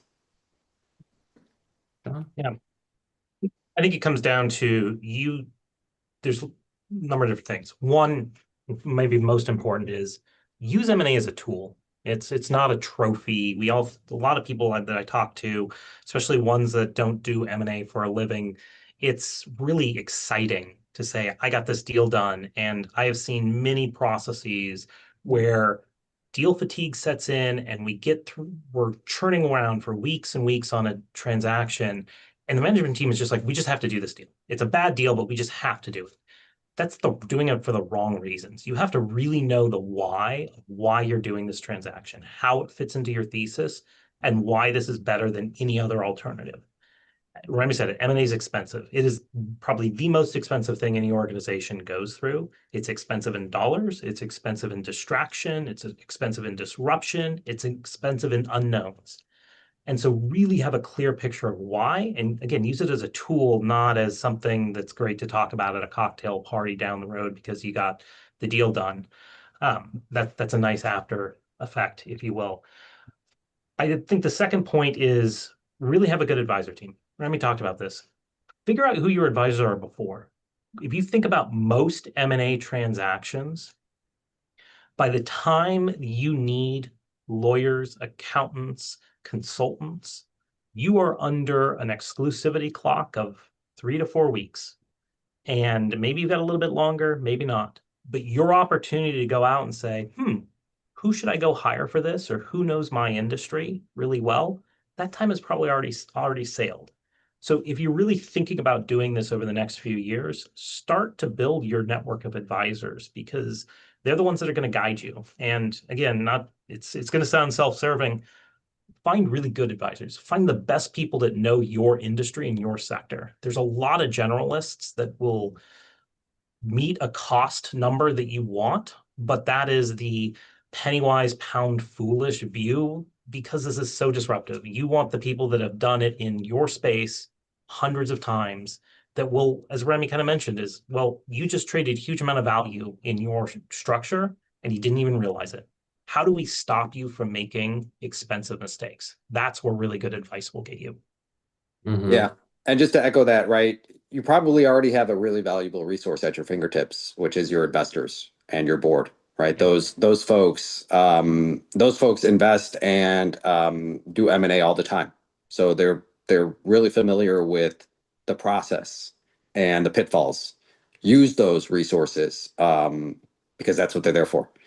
And I'll just plug, right? Financial advisors, bankers will often do a bunch of work for little to no cost because they are working on the relationship and the future transaction where they'll eventually make a return.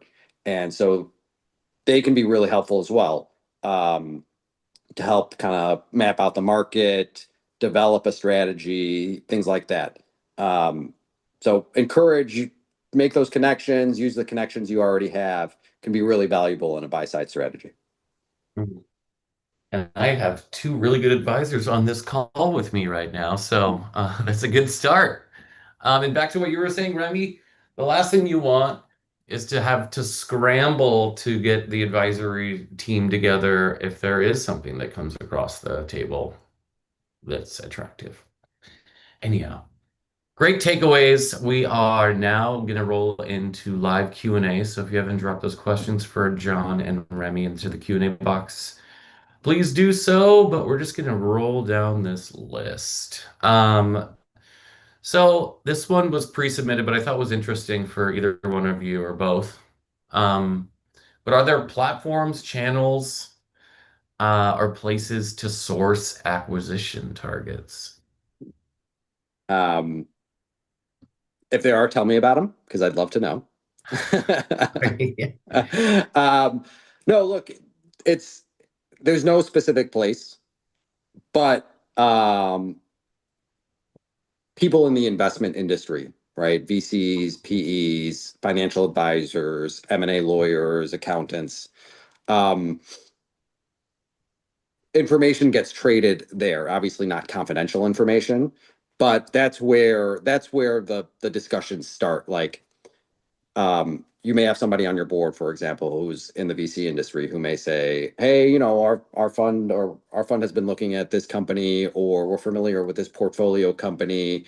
They may be an interesting acquisition target for you. So it's really relationships and networks in the industry, and specifically in the VC and PE industry, where you can find a lot of interesting companies, a lot of complementary companies or technologies or people. And that's how I think, you know, a lot of deals get done is through relationships, through networks like that. There's no platform where people kind of post there. There's no Redfin for companies, for better or worse. Let's put it that way. Your bankers are a great solution or resource as well. I mean, they're primarily compensated by selling businesses, but the corporate development organization, the executive team should know the bankers that cover their industry across a number of different banks, because they're also going to be the ones that bring you deals when something comes up, or they're the ones that are going to help you go out and say, here are the people that are in this market that fit your need, that you can go out and have them do market screening for you. There are a lot of resources there through investment bankers. Awesome. Well, good to know. And potential opportunity there, fellas. Given the high healthcare market has no effective treatments in specific niche segments, how do acquirers assess market opportunity where there's limited comparable transaction data? What metrics beyond revenue multiples are most important? And if that's too detailed in healthcare, we can pass or ask for more detail.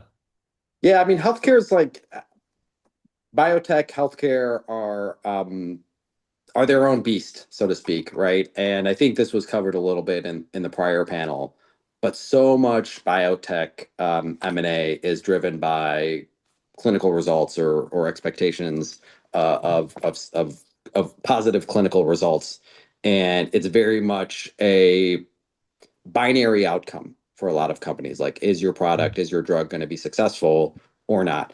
And so valuations for biotech companies are often going to be based on risk-adjusted TAM, right? Total addressable market.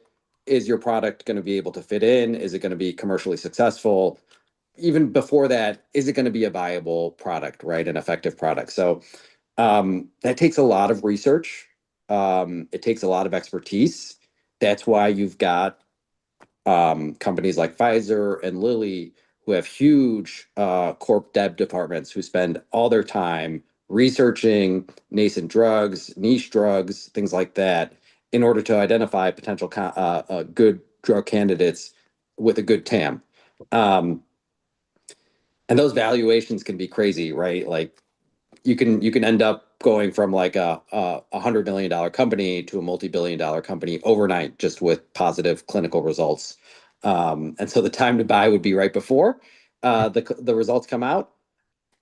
But then you're paying for then you're buying a lottery ticket, essentially, is how we kind of think about it. Like, is this drug going to be successful or not? Do your research, but accept that you're going to be taking on a lot of risk based on the outcome of clinical trials. I don't know if that was helpful specifically for healthcare. Super helpful. Both of you have talked a little bit about during this call The importance of having your house in order. And we've got a question here. What's the optimal timeline to begin due diligence prep when M&A discussions are starting to heat up? Should you be DD ready before initial conversations, or should this be done in parallel? I think it depends if you're talking about the buyer or the seller in that specific situation. I think if you're the seller, you should be prepared before you have any conversations. You should have a lot of the documents already lined up and the like. If you're talking about the buyer, the buy side of it, I think a lot of initial conversations can happen before you've even figured out who's going to go do due diligence on something. That can happen very quickly because most of those advisors and internal teams can ramp up relatively quickly. But you should be ready to go with next steps in terms of what that is. You should also sort of know if you're having initial conversations, well, what are the 2, 3, 5 things that must be true? And how do I understand and prove those out? Because I think Remy mentioned it earlier in the conversation, like you don't want to get to the end and answer the biggest question 3 months later or a month later. You want to know what those handful of threshold questions are and go answer them today. Yeah, I agree obviously with John. When you're buying a company, it's helpful to know what are the 3 or 4 key things that need to be true about the business for it to make sense from a strategic perspective. Get those answered early, right? Even as part of the initial discussions, right? Because a lot of them are going to be have an impact on the value you're willing to pay.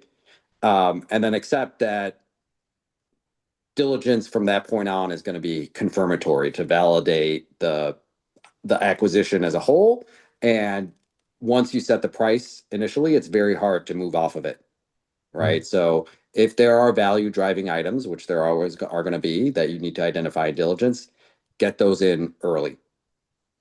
And most of the time, I think, especially for smaller businesses that are going through the acquisition journey, they've already figured out, they already know because it's somebody that's adjacent to them, it's somebody in their market. They already know a lot about the product. They know a lot about where the industry is going and the customer base and the like. So there's oftentimes a lot of the diligence that's already done. To Remy's point, it becomes confirmatory. Like, is that actually true? We already sort of know it and we like it. That's why you're on our target list.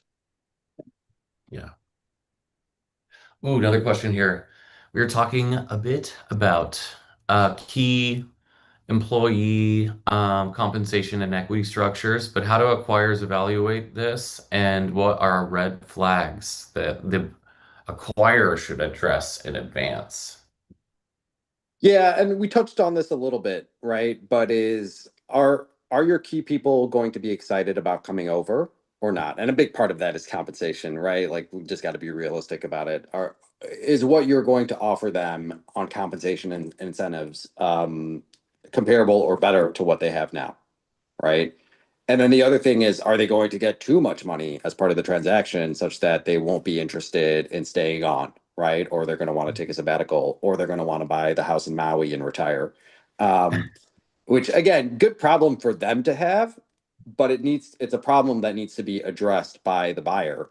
And like we said, you try to address that through either new retention packages or a revesting or a holdback of deal consideration, things like that, which nobody likes to do, but sometimes it's necessary to make sure the management team is on board and motivated with the business, with the combined company going forward. So those are the things we focus on.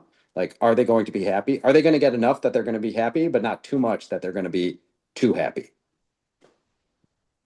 So, people love to ask questions around AI. But I've The seen some of topic this. today. Yeah. And I've seen some of this through some discussions with some early stage VCs recently. Um, but some people are predicting that because of agentic AI, companies are going to be like one person entities operating at the scale of corporations that we know today. Is this true? And if so, are you seeing any movement towards one person acqui-hires from the buy side?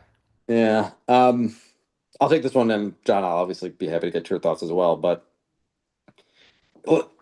if AI can deliver on its promise, maybe, right? But we're still kind of not super close to that state of the world yet. I also think that where there's a world where one person can operate as kind of at the same level as a corporation, that's going to be replicable, right? There's not going to be a ton of barriers to entry there if anybody can do it, or if anybody can leverage a frontier model to build their own company by themselves. It's not totally clear what the differentiator is going to be with that person versus someone else. And so that's why, like, AI talent, not the ability to use AI, but to develop and monetize it in a way that's unique or helpful to your business, to your product, is going to be key when you're assessing acquisitions, right? You want to figure out, how does AI help me deliver on my strategic goals, either from an operational perspective or from a product perspective.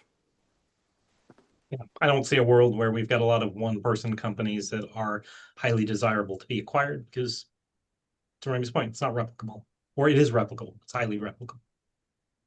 Awesome. Oh, that's a breath of fresh air, fellas. Let's see. We're almost at time. Geez, time flies. Let's see if we can get. We already got our key takeaway from you both, but I guess without having a crystal ball, where do you see the buy side evolving in the next 12 to 18 months?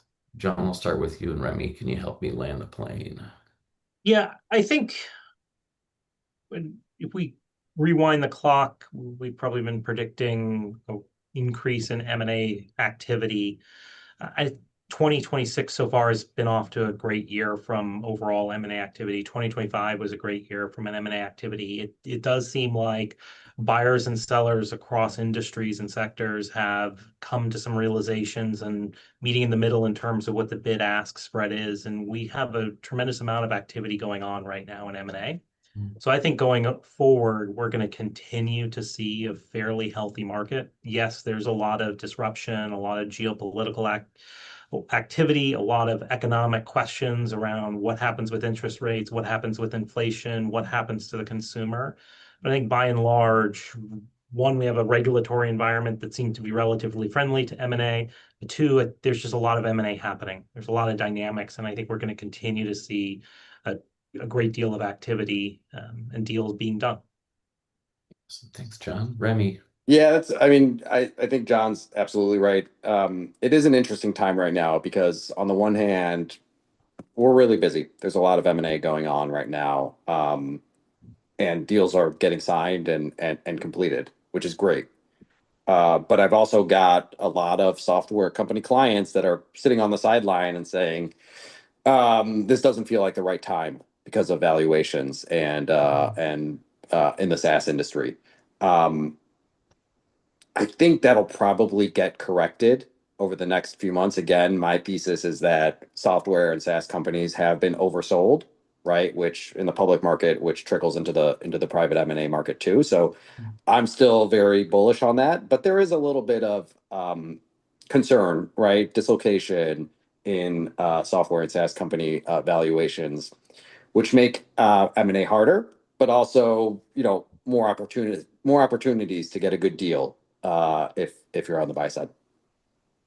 Amazing. Well, only time will tell, gentlemen, but appreciate you both joining us today, sharing your insights, and giving us some real solid advice throughout this discussion. Pleasure. Absolutely. It's been great. All right. Well, for those of you in attendance still, thank you so much for joining us. We'd love for you to join some of our upcoming webinars, so you can check them out by using that link in the chat and the follow-up. And again, back to our panelists. Thank you for joining us today. Thank you all from our community for joining us today. And we look forward to welcoming you all back online soon. Have a good one, everyone.